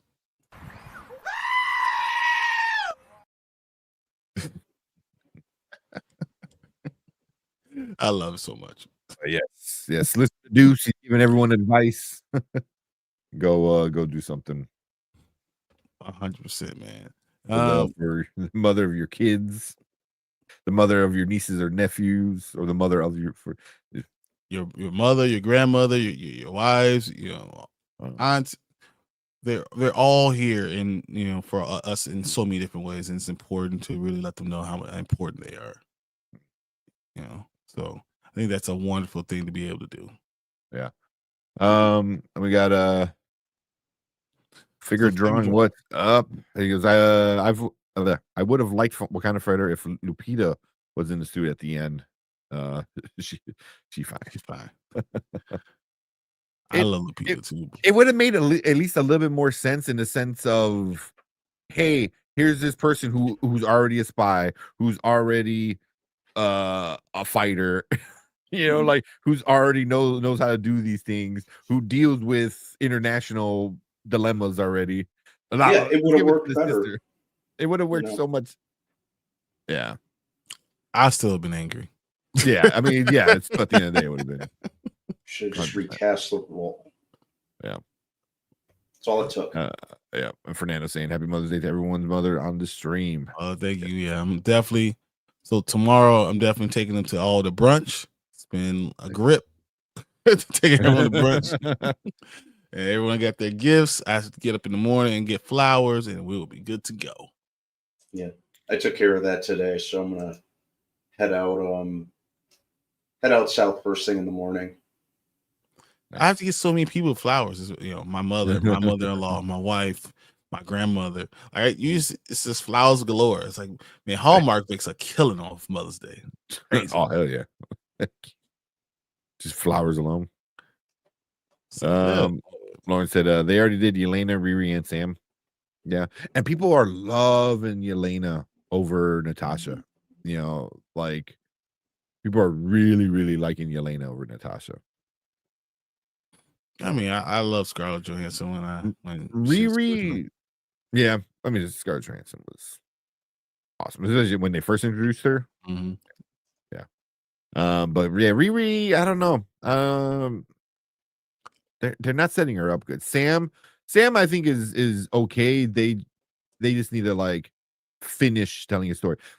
What was I watching? I was watching the Dre Max show, and he was talking about Brave New World. He was talking about something else, but Brave New World kind of came up, and somebody else I think said the same thing. But he said the issue he had with Brave New World was he already saw that in Falcon and Winter Soldier. He's like, you almost gave me almost the same exact story of him becoming Captain America instead of moving the story along. Like it wasn't too different enough from Falcon and Winter Soldier. I was like, I would challenge that with Dre. I'll ask him. I'll ask him this: have you ever, in your job, if it's a problem with you being black, have you ever gotten past that part? Being black Captain America, do you think you'll ever get past that part? That's not an issue. Is Isaiah Bradley not worth talking about that? Mm-hmm. And then trying to put it all together. I have no problem with that at all. I have a problem with what they've taken away all the other stuff. Mm-hmm. It was too political, and then they decided to soften it. Oh, that's too much like what's going on in America now. So they softened all of it. Mm-hmm. That's what all the rewrites are about. That's why I don't like. But no, I have no problem with Sam talking about him being Black Captain America. That's always going to be the issue of just who he is. Yeah. But I did thought that was kind of like interesting, because I think he's not even the first person I heard say that, but and then everyone's saying like it was too much of a Hulk sequel with all the Hulk villains. No, I agree with that, but they changed the entire storyline. Yeah, they changed the entire storyline. They had to do that. Yeah, everything kind of felt shoehorned. The Thunderbolts of Captain America, Brave New World will do. Thunderbolts of Captain America, Brave New World will make money on DVD sales, bring viewership on Disney Plus. I agree. What if I told you guys I think Thunderbolts barely makes $500 million?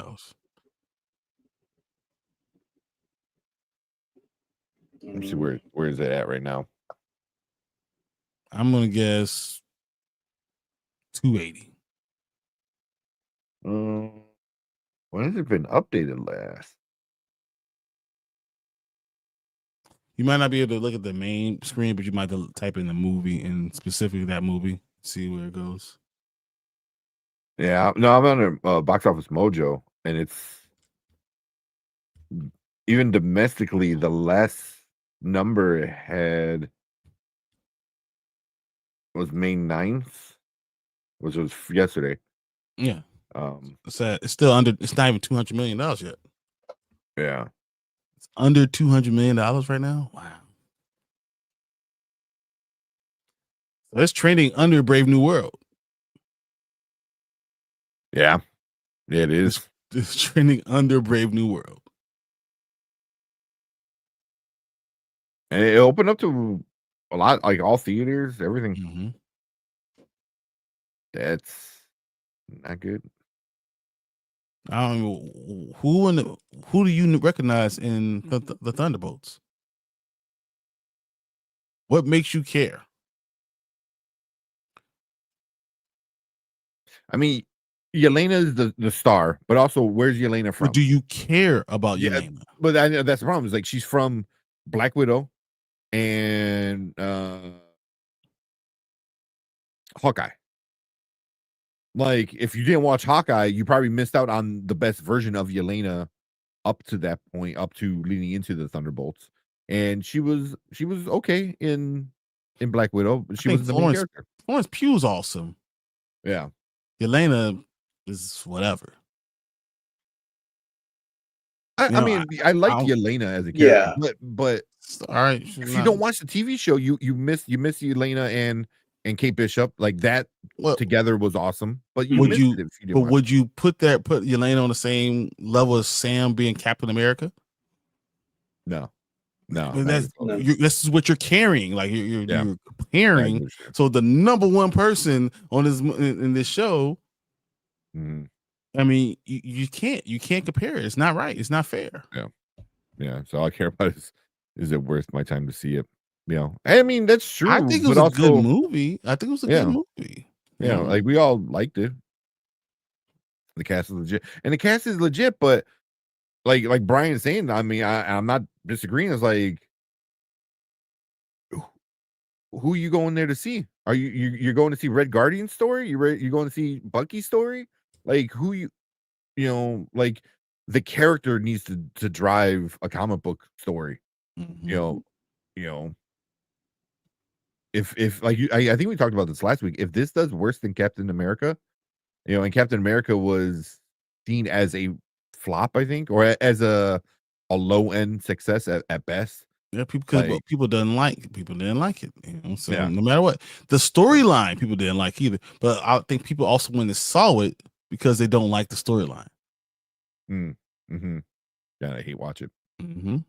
Yeah. We get in week 4 and they haven't made $350 million. She's the reason I tried hot sauce on my macaroni a couple times. It's good. Talking about this. I don't even like macaroni and cheese. Wasn't it sriracha? It was sriracha. So I put sriracha on fucking everything. Sriracha. Yeah, I like when I was first introduced to sriracha, that shit goes on everything. Fucking ramen noodles, sriracha. Like everything. My wife eats hot sauce on eggs. She eats it on macaroni and cheese. She eats it on spaghetti. She eats it on everything. My girls eat macaroni and cheese and hot sauce. Like your little throat's gonna burn up. But whatever, that's what they do. This that's not the first thing. Yeah. First time I heard that. Come on, guys. Come on. Because then you put Tabasco on it, and it's not bad. I put Tabasco on my eggs before. It's not bad, but not bad. Some Cholula. You put some Cholula on that stuff too. That's where it's at. I agree, Tony. I understand that. Right. I understand. Right, doesn't like Max and cheese. Cut his mic. So when I was 5 years old, that's a hot take. Like all the other shit, that's hot. My aunt gave me some macaroni with no cheese and no nothing. It was like boiled macaroni. And said I just didn't eat it, and I didn't want to eat it. So I sat at the table for like 8 hours, and she was like, "You either eat it or you're not getting up." So I literally sat there the entire time and then I finally tried to eat something. I threw it up, and ever since then I'll never eat. I don't eat any pasta at all. None. I was gonna say there was no cheese in it. Nope. So it was just butter noodles. Yep. No, it was just like in this red sauce too. It wasn't like, and not pasta. Like it was just like seasoned water and macaroni. It was awful, and I threw it up. And I never had pasta ever again. Ever.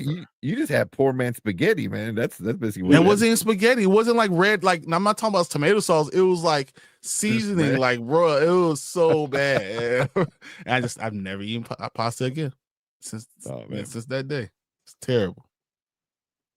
My wife says, "Well, I don't even know if I could. What can I do for you? I don't know." So I remember it like it was yesterday. I used to love spaghetti. You get a pass.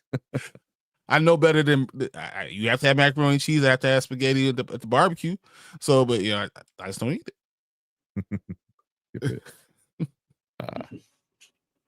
It's craziness. I know.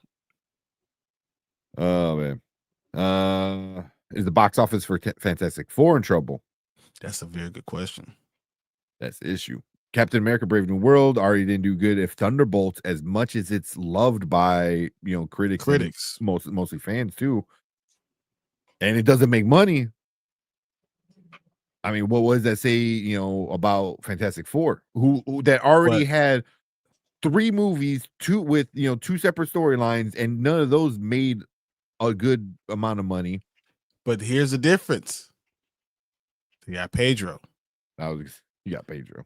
Mm-hmm. That's a star. That's a real ass star, guys. Like, I mean, he'll put some butts in seats, and the thing is, like, if he can put enough butts in seats, and those people like the movie, they might go out and spread that they like it, and more people might go see it because they trust Pedro.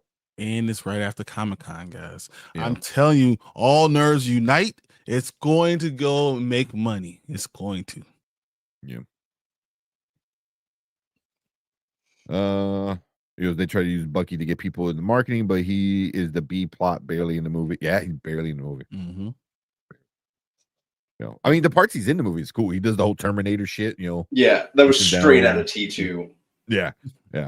And I was like, he still has that like disc shooter thing. I was like, they didn't fucking take that away from him. Like, no. I think the Russian assassin brainwash dude shouldn't use the same weapons that he did for years. Right? I mean, he's like, he hit it. Isn't that bad optics? He's like, I like shooting this one. Like, maybe not. But, oh man. Kevin said, do you think both James Gunn and Kevin Feige will make appearances in San Diego Comic-Con this year? I still say I think Feige, yes. Gunn, definitely Gunn. Feige, no. I won't say definitely Gunn. Feige, no. Because isn't that the weekend that Superman drops? Is the same weekend of Comic-Con? Comic-Con. That's what I was thinking. So like he should definitely be there. James Gunn, like he needs to promote the shit out of Superman. Yeah, what else are they filming right now? Because isn't Supergirl pretty much done? Yeah, it's finished filming. Yep. Mm-hmm. And he didn't write it or direct it. I don't think so.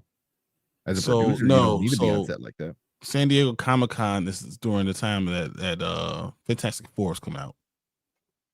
So Superman comes out before Comic-Con. It comes out like almost 2.5 weeks before Comic-Con. Yeah. So but then I think still he goes because now he's got to make sure Superman got legs. Although if Superman starts, it's going to be hard. It's going to hard to get legs with Fantastic Four coming out. Yeah. Well, shout out to Beatrice Wells. What's up? Thank you for subscribing. Thank you. Thanks. Awesome. I don't mean to call you out if you just want to lurk, but we got the notification. Thank you. But yeah, it's gonna be interesting. I still think he shows up. Kevin Feige's not going to do anything. Known to show up. He's going to come to D23. Mm-hmm. He's going to make Fantastic Four be great. In D23, they're going to announce all type of stuff. Like here's this, here's that, then here's the next big announcement. Here's the entire cast of Doomsday, all 100 of them. The only reason why Feige would be there is if he's going to announce something that we don't see coming. Like, here's the new Black Panther. We've got the negotiation done For Comic-Con? Yeah, I can see him doing that. I think he'll be there promoting Fantastic Four. Because D23, well, I mean, that would be a good thing. Fantastic Four, was it at 52, the first appearance of Black Panther? And so you still could tie it to Fantastic Four. But I think D23 is going to be all Doomsday. What D23? Yeah. Is that September?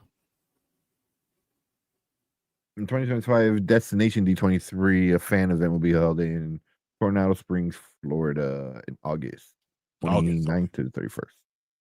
Yeah. So right at the end of August. Yeah. So that's enough time. Fantastic Four is a great movie. Then all of a sudden it's going to take off, and D23 is going to push towards Doomsday hard, real hard. Mm-hmm. That's what I'm going with. I think that's how it works.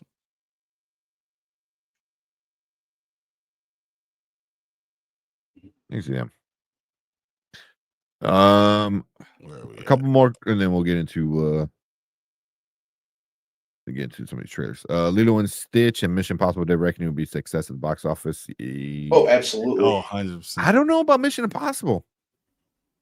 The last one didn't do well.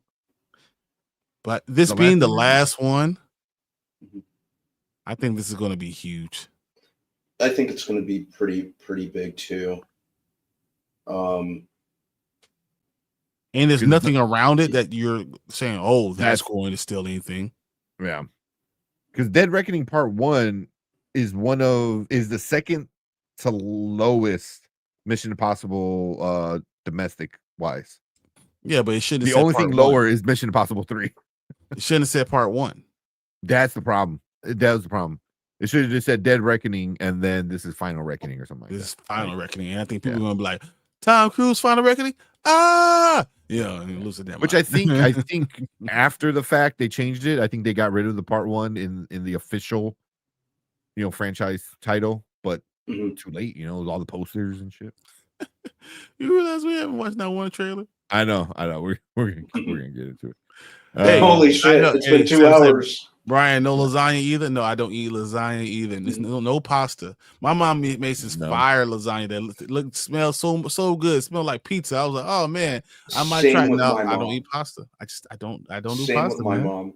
My mom makes the absolute best lasagna. Just can't. I don't do it. Can't do it.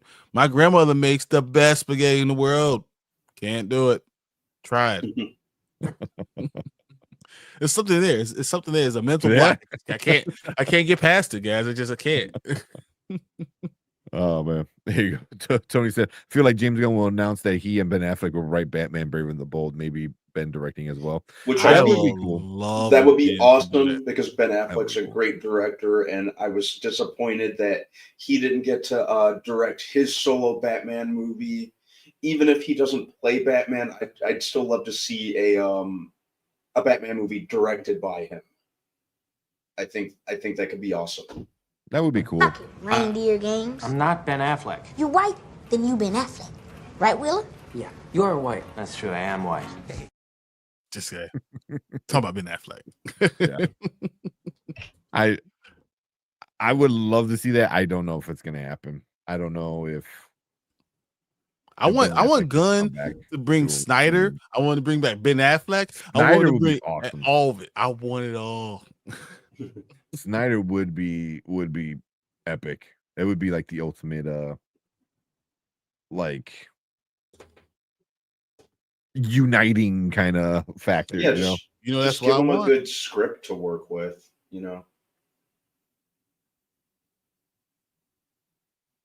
That's exactly what I want. We get that. That'd be so amazing. All right. Oh, sorry, I forgot. A little laggy for a second. I clicked on the wrong thing and now my computer is acting up. I do believe folks underestimate Elio. Families love Pixar. I keep forgetting about interested in it. I don't think. Yeah, I mean the trailers haven't done anything like to hype me up, but it's Pixar. It is, but Pixar I don't think it's going to be makes big. good movies. I still I'm think it's going to fearing be the big. Minus delays. Lightyear. I'm fearing the delays will hurt it. It always feels like if a movie gets like a drastic delay, especially, it always ends up hurting it. You know, Yeah, there's like people a lose reason. interest. You know, I think a lot of the delays are, and I know it feels like I'm picking a movie out of a hat, but and even though the DCEU was ending anyway, I feel like the delays are what hurt Aquaman too. Because they delayed that like several times, I think. So delays have a bigger impact on financial success than one might think on surface level. And people When is eventually Elio lose coming out? Elio's interest. coming out in June? Wasn't it See, supposed to come It's out coming like out in late last year June. or something? Yeah, it's supposed to come out last year. It was originally scheduled to be released in 2024. Mhm. Yeah. I'm going to slightly the original was disagree with you, B. 2024. Yeah. Well, Aquaman Wow. 2, I think them telling that the movie doesn't matter. It's what doomed Aquaman. There were a lot of things that doomed that movie. But Yeah. if people thought that actually mattered, they probably would have went and see just because of Jason Momoa. You know. Yeah. So hey, but come see this movie that does not matter at all, and no one will talk about it ever again. Yeah. Elio's coming out in like about 5 weeks. Yeah. And we only got 2 trailers. And we have no what. Yeah.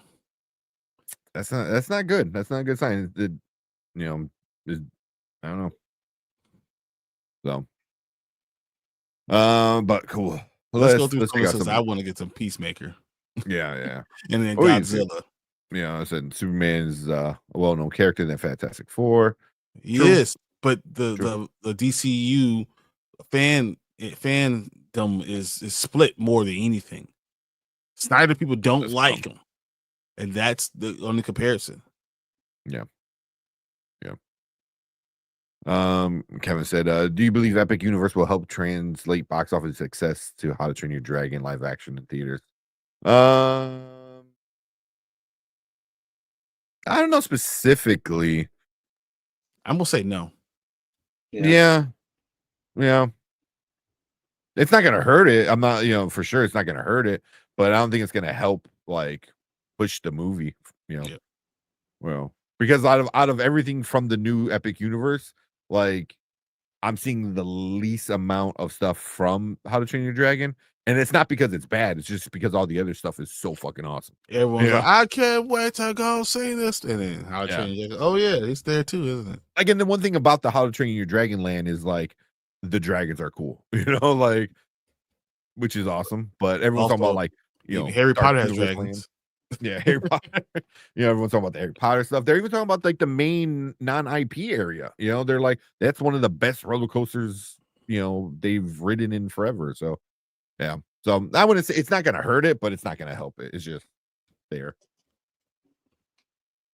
Tony said, what DC movie or show do you guys think will go into production next? I think we found out like Clayface is starting soon. That's what they're saying. It's supposed to start filming later this year. Yeah, because we already got Lanterns going. Supergirl's almost done. So, but yeah, Clayface I think is the prize. I didn't think they were gonna go forward with that one. Bam. And a figure said, I know Superman will make more than 750. Yeah, I mean, I think we were saying what about 5? I'm at 5. Mm-hmm. Yeah, and I think 5 is it's not gonna like make the studio go, oh my god, we're back, but it's definitely gonna not be a loss, which I'm gonna say them, as long as they don't lose.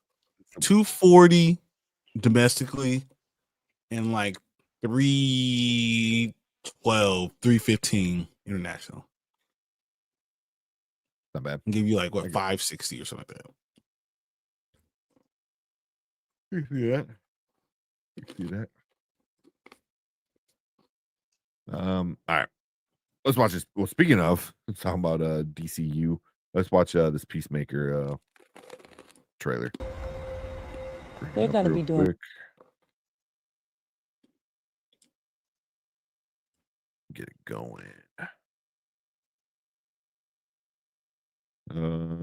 Is that 500 would be not good, but DC would not panic at that number if it's a good movie. But that's exactly what I think. I think people are going to take time to really trust the DCU. And I think that's what I'm saying. 550 million. That's about what you're going to get. I wouldn't be surprised if Fantastic Four actually beats it. Yeah, I agree. Yeah, because 500 is not good, but it's not a loss. You know what I mean?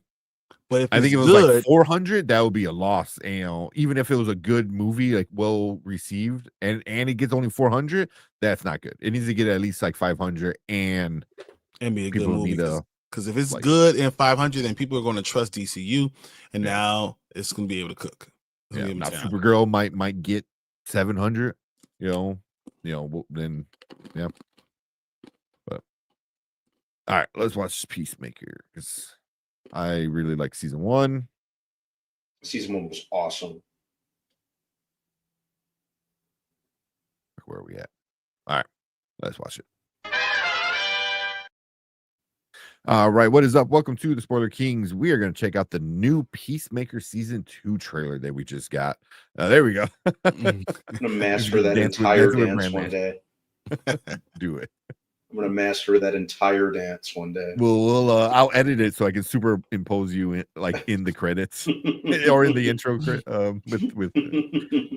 We'll see. Maybe we get a new dance. I don't know.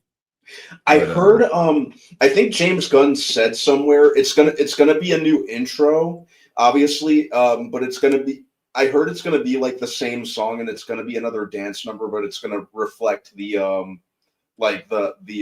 narrative of the new season. Okay. Interesting.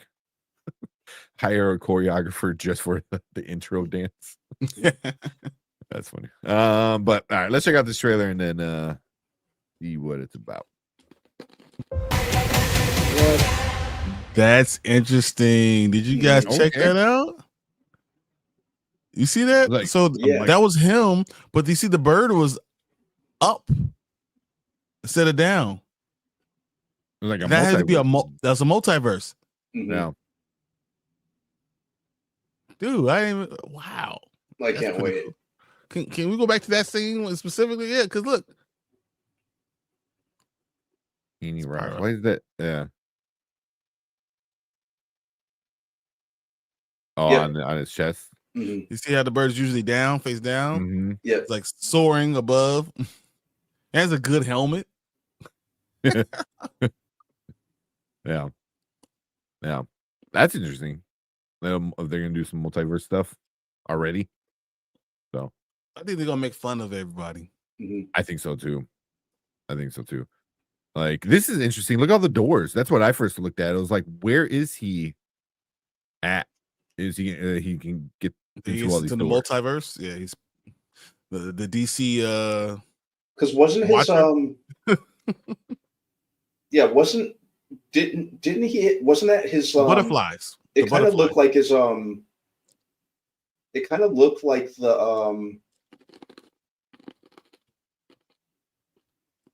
they had one in the first season, like not his lair, but like kind of at the same time. Yeah, where his dad kept all the all the helmets and stuff. All the helmets, all his weapons. A pocket dimension. Armory, yeah. Like an armory. Yeah. So this is a pocket dimension. Okay. Yeah. So yeah, I mean, dude, I'm hyped. This is a pretty good trailer. That's a pretty good trailer. Let's go back to look at something else. I think you can control it. So you want? I saw something with the butterflies before. I'm trying to see if I can catch that again. But I thought the funny, even the beginning was cool because who's Sean Gunn is playing Lord Maxwell or Maxwell Lord, right? Yep, he's Maxwell Lord. You know, how many people? How many things is he gonna be? Like 4? in DC. I mean, come yeah, on. he's also a weasel. This had me cracking up. He called him Pony Boy and then Tits, and then it was like Yeah. the only chick. Encino Man. And then Encino Man. Like that. But Is that I is that Tim Meadows? which one? Him, the black fellow. Yeah. The guy giving everything. Oh yeah. That's definitely him. Mhm. Ladies man. Mm-hmm. That's great. Tim Meadows is going to be in this. Yeah. This is awesome. I mean, it looks like it's gonna be a lot of fun. Yeah. It'll make But- fun of everybody. I like how it brings up the thing where it's like, you know, it brings up like the actions in James Gunn's Suicide Squad of, Mhm. you know, Peacemaker killing, you know, Rick Flag, you know, and now we get what's his name doing Rick Flag Senior, and like, of course he would want revenge on the guy who killed his kid, Mhm. you know. I mean, how old was Rick Flag? I don't know. I mean, the actor 30s, 30 something, yeah.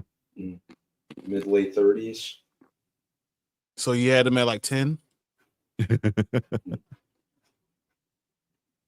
Right? I'm just saying. Yeah, I'm like at 10, right? So that's what you tell me? I'm just Because you'd never guess Frank Grillo is 60. So it says the show explains that Rick Flag Sr. was 18 when he had Rick Flag Jr. Yeah. Okay. So I was looking up. And did you guys hear about Hawk Girl? That she's like No. part bird or something like that? I did not. Heartbird. Because I wonder if they're gonna like.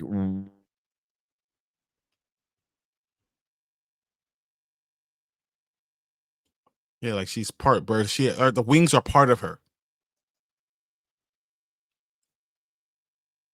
That'd be Didn't see cool. that. The wings are part of Hawk Girl. Like they tuck around her or something like that, or Almost like an angel or like a mutant. yeah, like Goliath. Like it becomes a robe almost, you know, when he's not using it, when using his wings. I'm cool with that. But Yeah, I'm fine I mean, with it. yeah, Isabel, was that Isabel Merced? I think her name is, or whatever. Yeah, Isabel like- Merced, yeah. Yeah, she We is taking over the world right now. DC said James Gunn confirmed that Hawk Girl's wings will be organic. I'm good with that. There will be genetically engineered. Yeah, I'm fine with that. I'm not. I don't hate it. She's Thanagarian. Thanagarian is what she's called. You know, I mean, as long as they keep the essence of her and Hawkman kind of there, Mhm. you know, and them being So she's an alien. immortal kind of thing. Yeah, she's an alien, so that makes sense. I think my only complaint is I wish they cast someone who looks older than 13. Yeah. They didn't make her young, but I just find it interesting. You know, I want to see how they explain as a Green Lantern fan. I want to see how they explain Guy Gardner, like just in general, like how just explain why he's working with somebody as a guardian of the galaxy, as a guardian of the galaxy or universe. You know, Because he's a like dick. I mean, He's he awful. is, and I'm pretty sure they're gonna, because he is, they said he is in the Lantern show, so I wonder if Hal and John would be like, bro, fucking stop your shit, 'Cause I think one of the writers or directors put out an image of the comic book Return to Oa. So I'm like, oh, are they gonna go to Oa like in the show, because they need to, like, And I hope so. Peacemaker? Oh my god. not in Peacemaker. I mean, in the Green Lantern show. I But thought the in Green Lanterns. Lanterns was going to be grounded. Okay, well, whatever. I'm okay with it. Yeah. I mean, they just put a picture of it, but yeah. I mean, they need to go there. It's like going to headquarters as a police officer, right? It's like, Mhm. yeah. Maybe at the end. After they're done with all this, or it starts off it starts off with them going to get Guy Gardner, like, hey, you need to answer for your lack of responsibility, you know, Mhm. and you know they go you go suck. get him. Yeah, you're a dick. But this is coming out in August. That's crazy. That's like around the August corner. 21st. Like, Yeah, I'm excited though. I'm excited. It's me too. Yeah, the first season was such a surprise.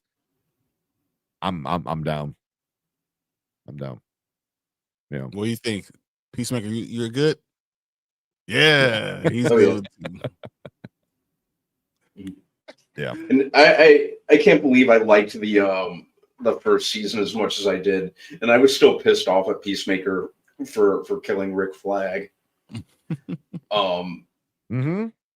But the way that they made the character, I mean, he was sad about it. he was sad about it. He cries about it. Yeah, Yeah. that's He regrets it. yeah. You know, and I think that's going to be a very emotional part in this season is him and Rick Flag Sr. getting together, and he wants to kill him, you know, and he's like remorseful of it and stuff like that. And that might be a good emotional moment, because that's what James Gunn is pretty good at. Like, yeah, you have your stupid, you know, toilet humor and stupid jokes and shit like that, but then when a serious things happen, is like damn, you know, like you're really good at, like, you know, tugging at those heartstrings. So we'll see if he could do it again. But I'm all about it. Yeah. But cool. Yeah. That's our thoughts for this Peacemaker season 2 trailer. We're down, so we're definitely gonna be talking about this when this starts to release in August. So make sure you guys hit that subscribe button, come and join us, be part of our live shows when we finally do talk about Peacemaker live each week. But we appreciate everyone coming in, hanging out with us. Leave a comment down below. That's what you think about this trailer. And if you are in the live chat right now, stick around, because we're going to move on to our next topic for the night.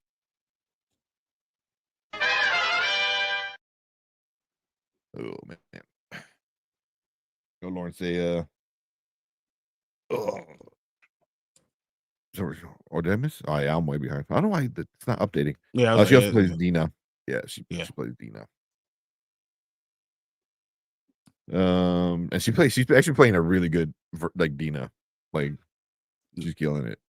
No, this whole thing is good. I'm loving it. Yeah. There'll be some people who mad at James Gunn didn't white Peacemaker. Yeah, but also, like,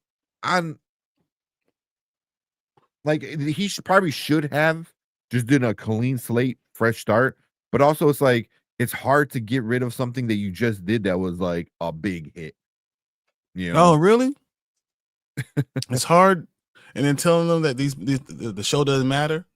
And then there's going to be parts of season 1 that are part canon, and there's other parts of season 1 that's not going to be canon. They already on HBO, they already cut out the Justice League part. Yeah, the whole last episode. That whole, like, a little part in the last episode. Yeah. So, and that was really the only thing that connected it to, because even like the Suicide Squad, or I forgot which ones was, but James Gunn Suicide Squad, that wasn't really connected too much to anything else in the DCEU. You know, besides Harley, but even that they don't really reference any of her previous stuff in the previous films. So, like, he did a good job at, like, it can be connected, but it can't, like, you know. But yeah, no. He should have. He should have started over. For sure. DCU Peacemaker meets DCEU Peacemaker. Exactly. Yeah. They'll probably the other bad Peacemaker. He's going to be in the pocket dimension thingy. Yes. Yep. So in the pocket dimension, I think that's going to be so. Our Peacemaker, went against his father. This Peacemaker probably went with his father, and then they got all the stuff. And he's being super Nazi. He's probably super Nazi Peacemaker. Yeah. And that makes the most sense. That's the super Nazi Peacemaker. He's the opposite of this Peacemaker, and got everything he ever wanted. Yeah. I like that. I figured I'd you're be already good saying with dope it. trailer. That was a really good dope. It was a really good trailer. Equally. Saying when Peacemaker was announced, I was not interested, but of course I was plenty surprised by the show. Same. Exactly. Same. I was- I'm like, I I'm was gonna watch like- it. What's going on? Yeah, I was like, this is really out of left field, especially considering that they announced it before the Suicide Squad came out. Mm-hmm. So they're like, oh, they're really putting a lot of faith in this, but yeah, I was hooked from the opening scene and then the opening intro, or the obviously opening intro, the intro. I'm like, all right, count me in. Yeah. Yeah. Mhm. This is the most Yeah. James Gunny kind of Mhm. thing. Yeah, and I know did he direct this whole season? Did I read that somewhere? I believe Season he 2? did. Yeah, Really? I'll be surprised. I think I know he remember- wrote it, right? I know Yeah. he wrote it. Mhm. And he probably directed a good chunk of it. Same night. Yeah, he can't. He doesn't have time, right, to do all of it. Yeah. He probably directed the first episode and the last episode for sure. If he did the entire season, that'd be wild. I feel like I read that somewhere, Yeah. but maybe I have it wrong.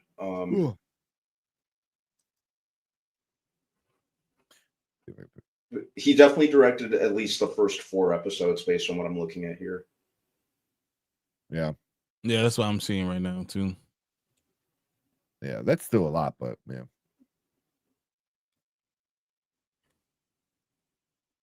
But yeah, he wrote all 8. So according to this, he directed 3, including the first one.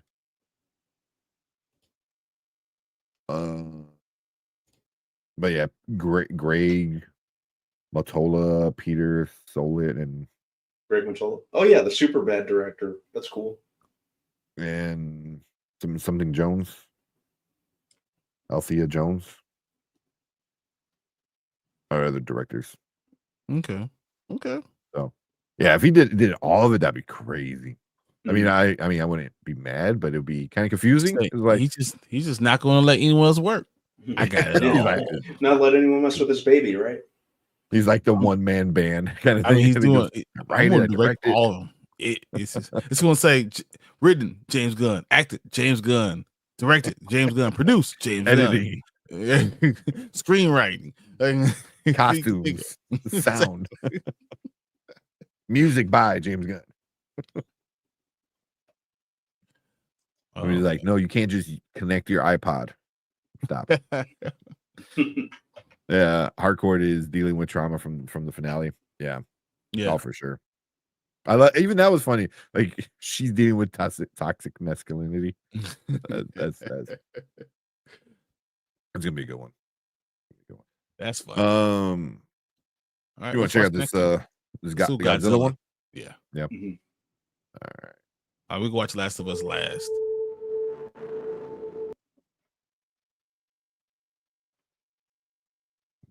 Then the Godzilla's pretty quick. Teaser. Yeah. All right. Check it out. All right, what is up? Welcome to the Spoiler Kings. We are going to check out the new Godzilla X Kong Supernova. It's just a teaser. I just found out about it today during the show. So from Maria, one of our chatters. So yeah, let's check it out and see what we're getting, and we'll talk about it.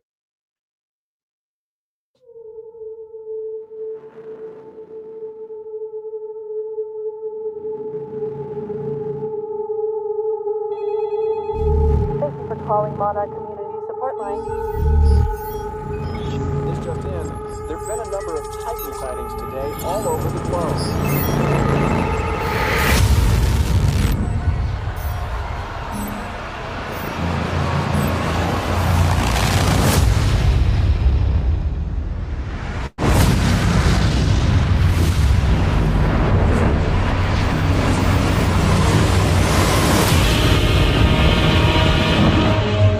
Now in production.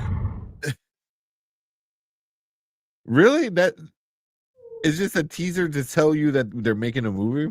That filming just started. Okay. Then we got a 2-year wait. It's not coming out until March 2027. That's crazy. Then why? Yeah, exactly. That's a great question. Also, excellent question. Is somebody gonna call that number? Call 240 Monarch. Let's do it. Someone want to do it? 240 Monarch to report a Titan signing. That's got to be some like automated one, right? Mhm. Thank you for calling the Monarch Community Support Hotline, That's your awesome. global resource for Titan response and relief. Your help reporting Titan sightings plays a critical role in keeping our world safe. Please press 1 to receive text messages from the Monsterverse and to hear further options. Thank you for joining our efforts. Please pay attention to the following options. If you are calling to report a Titan sighting, please press 2. To hear general guidelines on what to do in the event of all agents are currently busy. At the tone, please record your message. Assure that you are in a safe location before recording. In order for our support Okay, team to describe properly Spoiler Kings. assist you, we ask that you provide as much detail as possible. Please share the location and time of your sighting, as well as physical attributes, utterances, or behavioral information about the Titan that you wish to provide. Be advised, your report may be archived for Monarch personnel training or broadcast in future briefings. Your call is very important to us, and we thank you for reporting this sighting. Stay safe and vigilant. This is Spoiler Kings. We just saw Godzilla. It's amazing. I can't believe it. We got to come. You got to check out our shows on 9:30 to midnight. Come and check us out because that's where we always find Godzilla. Thank you. Yeah, I did. That's hilarious. Like, we love Godzilla, we love King Kong. That's funny That's though. true. That's a good way to get some. And now you're gonna get like text messages every. It is. Like, It just text me back right now. week. Yeah. Thank you for contacting Monarch Community Hotline. That is cool. I like when like movies and TV shows go the extra mile with the phone numbers and stuff like that. Mhm. So yeah, Yeah, this thumbs is up. good. Good Thumbs up. job, guys. I'm happy with you. Supernova. Do we know a synopsis? Who's like what I are they don't think there's a fighting, or is this gonna be synopsis. another bunch of Titans? I guess that in this you hear them saying there's like Titan sightings globally. So I guess that's really all we have to go on. I know that Dan Stevens is going to be back, Of course. which is awesome because he's like legit becoming one of my favorite actors, and I really liked his character in the last one.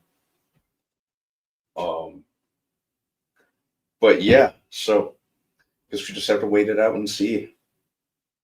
But I know the information's been kind of minimal. I know there's a new director too. Adam Wingard isn't coming back to direct this one. Yeah. I mean, legit, like that's all people are saying, like, because we know there are Titan sightings all over the world and something seems to be going very wrong. That's it. Like that's the only plot detail that they have so far. One thing you can do is go to Kong and deal with Kong and see, if he can figure out, because he could actually sign to you what's going on. They're going to space. They're doing the Fast and Furious stuff.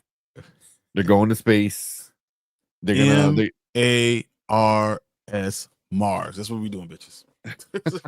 Godzilla's gonna ride King Kong into space, or Let's the other way go. around. King Kong's gonna ride Godzilla into space. Just Oh, sail at him and just launch him into space.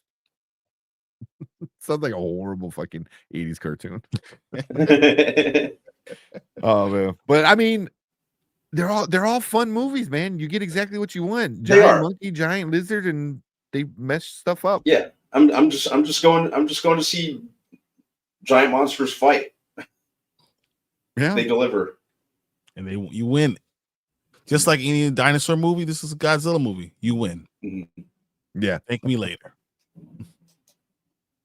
Yeah. So I'm down. They send I'm them down. fireworks out there? Just random Friday or Saturday night. It is Saturday. Mhm. So don't they do fireworks at Navy Pier? Yeah, because I'm like right across, like I could see it right here from my window. I just heard a bunch of booms, but no fireworks over there. Yeah, I was say And fireworks has like or gunshots. Yeah. Brandman has like the best view of the city in like like legit. the Pope. He's I really the do. Chicago Pope. Pow, pow, pow, pow. No, I know, but it was like you're like, oh, there's Lollapalooza, there's Navy Pier, there's some fireworks. Like, Dude, why is It there a is- it is MonsterVerse legit. contact card? So I can save it into my phone. Hmm. I'm saving it to my phone. It's going down. So I'm excited about this. I mean, Godzilla, Kong. I want to see Kong now with his new world, how he's going to deal with it. What is Supernova? Is there going to be an extension level event that's coming? Is it something that's going to be able to be solved by them putting their stuff together and Godzilla spitting out his I don't know what that's called, whatever that pink stuff is that he comes out of his mouth and he destroys a comet coming. The atomic breath. That'd be cool. Yeah. I wonder if they're gonna make this one if they're still gonna keep it Kong centric, because the last movie was like very, very like Kong at the centerpiece, which I actually thought was cool. Well, he's the one that interacts with humans, right? He's the one that interacts with humans the most, so I don't see them like deviating too much from that, which I'm fine with. You don't think they're gonna do something with like Mecha Godzilla? It'd be cool if Well, they did. Didn't they?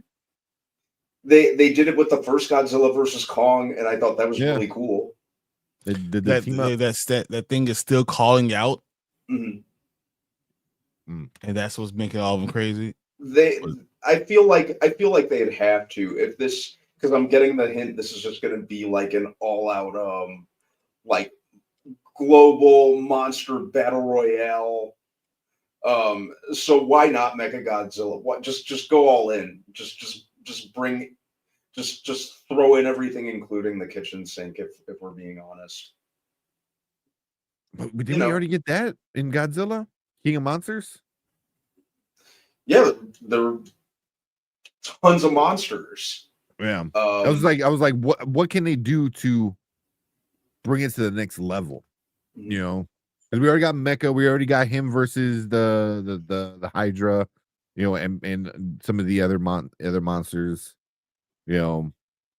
Like I'm just like, what's gonna happen? Supernova just seems like, I'm telling you, like an that alien, there's another extension level event on the horizon.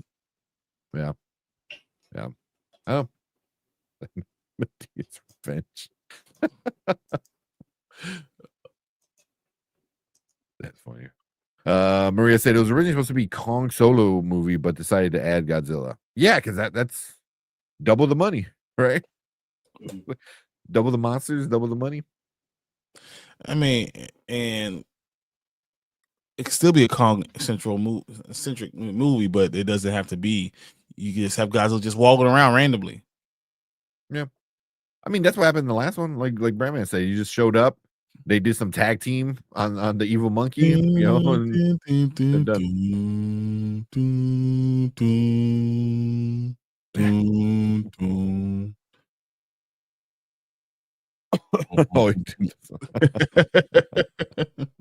oh man, but yeah, I mean it's just a teaser, so I don't know. If you guys are watching on replay, leave a comment. Let us know what you guys think it might be about. You know, we gave some ideas here. You know, maybe it might be an alien.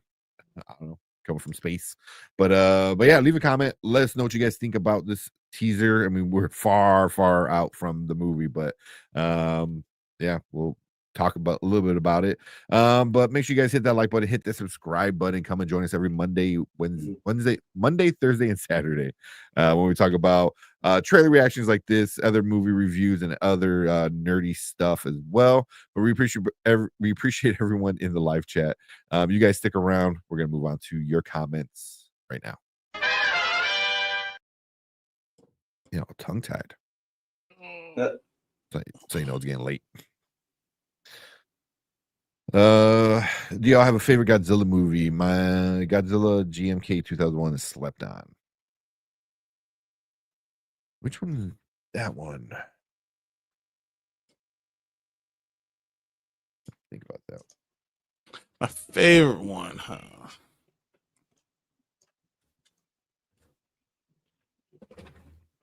Godzilla, Mothra, and King whatever. 2001. I haven't seen all of them or even enough to really. Yeah, I haven't seen all of them. But I like Godzilla -1. So Godzilla -1 is That was- amazing. I heard they're making a sequel to that too. They are. But I did like like Godzilla +1, mhm. Godzilla -2. Mine too. I did like My suit might be good. I did like Shin Godzilla, and I did like Godzilla Final Wars. I did like I liked King of the Monsters just because it did more. Like it really I go to Godzilla to watch them fight monsters. Yeah. So they really went all in that regard. It was a pure popcorn movie too. I'm slightly a little inclined to say that I liked it a little bit more than I did Godzilla 2014. Mm-hmm. All the good Godzilla Kong ones has been really good. Yeah, I think the Godzilla vs. Kong movies are probably my favorite of the MonsterVerse. They give me exactly what I'm looking for. I mean, even the first Kong was like got Samuel Jackson in his Deep Blue Sea like mode. I like that movie. It was Apocalypse Now with it was Apocalypse Now just MonsterVersified. Well, I wanted him to have And the whole same speech saying, "I don't want to see us fight anymore. We'll come together. We're gonna get." And Kong just goes. Just comes and stomps on him like the Bambi. I love how we were about to get a mother effer from Sam Jackson, and then Godzilla just promptly crushed, or Kong just promptly crushes him. So close. Destroy All Monsters is my favorite Godzilla movie. Back in the day, Godzilla Final Wars is fire. So I like this one. Was a Gigan is a space monster. Godzilla's one of the greatest rivals. That might be because I'm thinking like Supernova, something like space.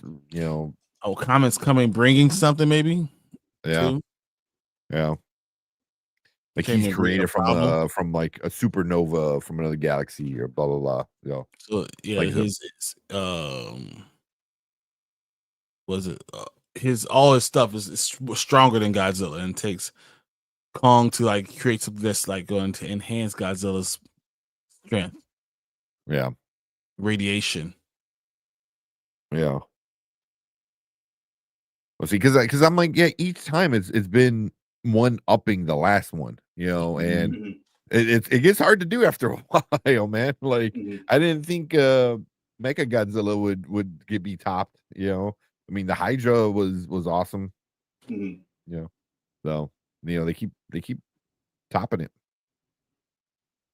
The monsters are our friends. That's funny. All right. What time is it? 2:15. I know we kind of talked about a lot of Marvel stuff in the beginning. Do you guys want to still do old guard, or you want to save that? Yeah, I'll I mean, we got time. We can wait. Let's do a Last of Us preview, and then we can get out of because I need to be up Sounds good. early. Yeah, I mean, yeah, like I said, we also got time before the Old Guard 2 comes out. So Exactly. So like, if we did Thursday, it'll be just fine. I know Brandman spent all this time watching Old Guard. I rewatched it too. yeah. I'm really pissed I didn't get to watch Tales of the Underworld, the new Star Wars animated stuff, and I want to watch it so bad. I can't wait. I'm gonna Hopefully start on watching Thursday. that. Yeah. Thursday we'll talk about that, and then we can always do our review for Old Guard on Thursday as well. I like it. So make that our review day. But yeah, let's watch this teaser for The Last of Us episode 5, right? Yep, episode 5. That means there's only 2 more after this. So yeah, tomorrow and then 2 more weeks. That's it. Last of Us is going to finish before Andor. No, it won't. No, because you get 3 all. Because Andor's got 1 more week. Yeah, you got all 3. This 3 more week, episodes. This week, Yeah, 3 more yeah. episodes. Yeah. Yeah. So, all right, let's check this out. Pull it up real quick. I'll go. All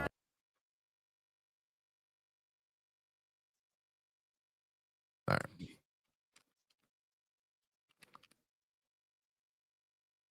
The Godzilla versus Pacific Rim would be awesome. That would be cool.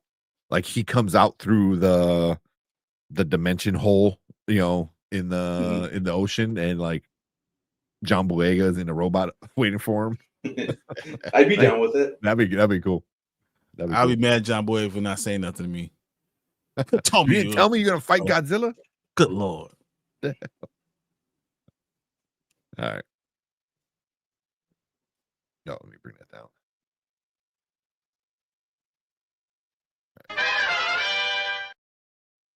All right, welcome to the Spoiler Kings. We're gonna check out the preview for episode 5 of The Last of Us. So the new episode comes out in about 12 hours at this point. Yeah. So, but yeah, let's check out this preview and get ready for the more emotional damage. Emotional damage. That's what the show is at this point. Pretty much. I'll go back if you want, and I'll keep going if you want. So what do you want to do? Stop! If it's war again, we're gonna need all the soldiers we have. Isaac is wondering why you apparently killed some of your own men. What happened? I sent a squad down to the basement. The whole floor was empty, not even rats.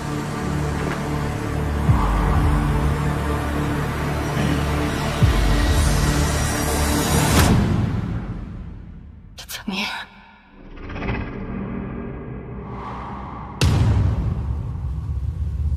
That is an awesome shot. That last shot. I'm mad at this show. I am mad. Where is it? That is a really good shot. Unbelievable. Oh my god. Yeah, that shot is super dope. Yeah. Are you guys surprised we're not getting more Abby? This looks like another episode with no Abby yet. It's just gonna be Ellie and Dina centric. I think you're not going to get Abby to the finale. You think season 3 is going to be like Abby side of the story? Yeah. Season 3 is going to be the Abby season? Yep. That'd be a good way to do it. Give her some time to lift some damn weights. let her go. But yeah, I mean, like you said, this is episode 5, so there's only 2 more episodes after this, and I mean, I'm not complaining, but just this thing, it's interesting. But yeah, what you guys think about the teaser? What you think, B? Solid. I love the feeling of dread that it sets, and just stakes. They're really I think now that the cat's really out of the bag, it's doing a lot to cement Bella Ramsey as more or less like carrying the narrative. Yeah. And they're doing that through the ads too. Mm-hmm. You know, I think she's already proved herself these last several episodes to be up to the task, and yeah, it promises dread and some bad shit about to happen. Yeah. Oh yeah. What are you, Brian? What you think? I think this looks amazing. I think we're gonna get Dina in mortal danger to a point where that Ellie sends her back, and in her place someone else comes. Mm-hmm. We all know it's probably Tommy. And then that's where Ellie's going to kind of go, and that's when they're going to attack.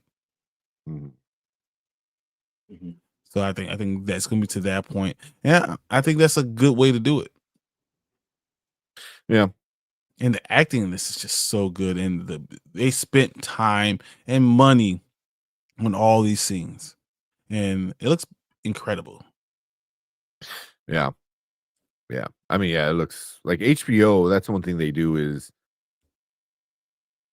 things look amazing no matter what show it is. Like, you know, and this show especially is just looks so good the way they do the zombies, with the whole fungus kind of thing. So yeah. I'm down. It looks really good. It looks really good. Yeah. I'm just waiting for when we get Tommy back, you know, in the picture, you know. So but yeah. Oh, man, it's such a freaking good show. Also, shout out to Bigger Ford Entertainment, Anzo. He does the watch parties. I know Brian shows up. I try, man, dude. I do not keep you. I try. I'm gonna put these kids to bed early. You know. But Anzo does the watch party. So you come and check out Bigger Ford Entertainment. Brian's usually there most of the time. And watch The Last of Us live as it releases Sunday. And then you guys talk about it for a little bit, right? Yeah, so. give it a good 20 minutes, 15, 20 minutes talking about it, and then we talk about it on Monday on Spoiler Kings. Yes, yeah. So the full breakdown of full breakdown of the whole episode, you know, kind of scene by scene, at least the big scenes, you know, what we talk about on Monday. So make sure you kind of come and check us out on Mondays when we talk about the full episode. But yeah, we're getting to the end. There's this episode 5 and then 6 and 7, and that's it. Come, guys, 3 episodes left. Come meet me at Bigger Ford, and we could all talk about all this stuff. It's gonna be a fun time. I cannot wait. Yeah. Maria said it. HBO never misses. They might not always stick the landing, but the ride to the end is usually awesome. A fun one. Yeah. Yeah, it's usually awesome. But yeah, like I said, check out Bigger for Entertainment for the live watch party. Check out Spoiler Kings Us on Monday when we do our full episode breakdown of The Last of Us. But that is it for this preview. We appreciate everyone coming in, hanging out with us. Leave a comment. You know, if I don't know, I usually don't release them because it's so late. But it is what it is. But make sure you guys come and check us out on Mondays when we talk about the full episode. But yeah, make sure you hit that like button, hit the subscribe button, and we appreciate everyone hanging out with us in the live chat. We want you guys to stick around because we're going to finish things up for the night.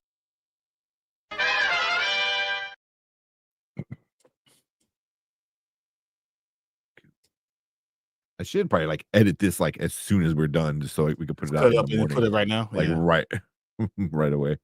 Yeah, wow, 3 episodes left. Yeah, it's flying by, guys. It's unbelievable. This week and then 2 more. That's it. What, it'll be the 25th at the end of the month.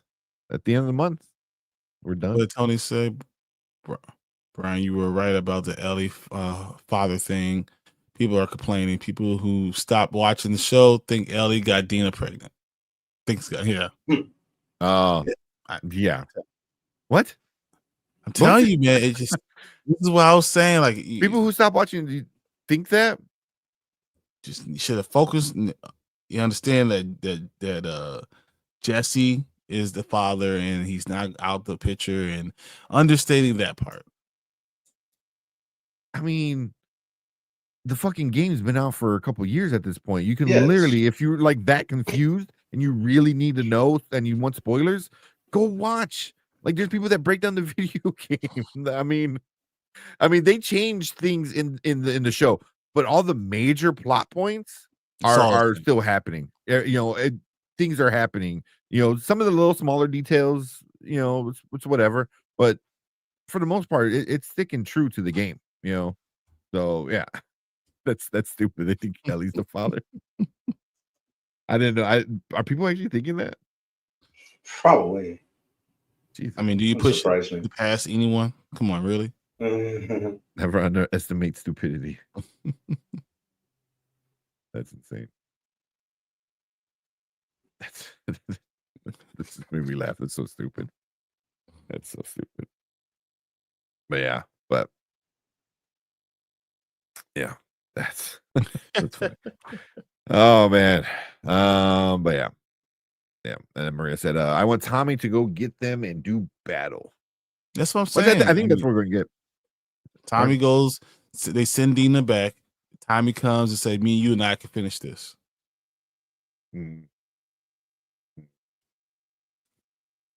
Yeah. Oh, excuse me. But yeah, it's gonna be a good episode. It's been a great show so far. Yeah. Like I saw my ma today, and she doesn't know anything about the video game, so she has no idea what was gonna happen. So when she saw what happened with Joel, she was like, "What the fuck?" Like, I thought he's the main character. I was like, "Yeah, everyone did." Even in the game, we all thought it was like, no, you're not gonna get rid of him, and then yes, he did. Yeah. It's Pedro Pascal, you know. Yeah. Man, that has to be one of the reasons why he took it. He's like, because actors love death scenes. They love when their character dies because they get to, you know, ham it up and do the you know, the overreacting that, you know, a death scene kind of requires. So right in my heart. Yeah. Oh yeah. Yeah. Just ask Sean Bean. He's made like a whole career out of dying. He's a professional death actor. But that's why I like Harrison Ford. Always like, he goes, kill Han Solo, kill him. He wanted him dead like right away. George Lucas is like, shut up, ain't no one's gonna kill you. And then J.J. Abrams is like, watch this. Wish come true, old man. Your death scene. But yeah. Says sometimes the main character has to die to advance the story. Yeah, I mean, it changes the story, you know, and then once you change the story, you kind of, you're still in the same world, but now like the point of view changed. So now the story is in itself kind of changed. You know, I agree. So, because the point of view is a huge part of the story anyway. I mean, I think first person point of POV, third person. I mean, all that stuff. Like, you feel like you're actually doing the stuff, or are you watching it? That changes a lot too. Now what about the wolves? We're definitely going to see them in this episode, no doubt. Yeah. I mean, it looks like Jeffrey we Wright's do, right? movie and everything. Yeah. So, yeah, but I mean that's what I'm assuming is going to be the big battle. Is going to be, you know, Ellie and Tommy, you know, against a lot of the wolves. Try and get to Abby, but not but cool. You guys got anything else? Nope. Yeah, they're not gonna get to Abby. I look forward to every episode of The Last of Us, but I don't look forward to every episode of The Last of Us because I know it's going to mess me up.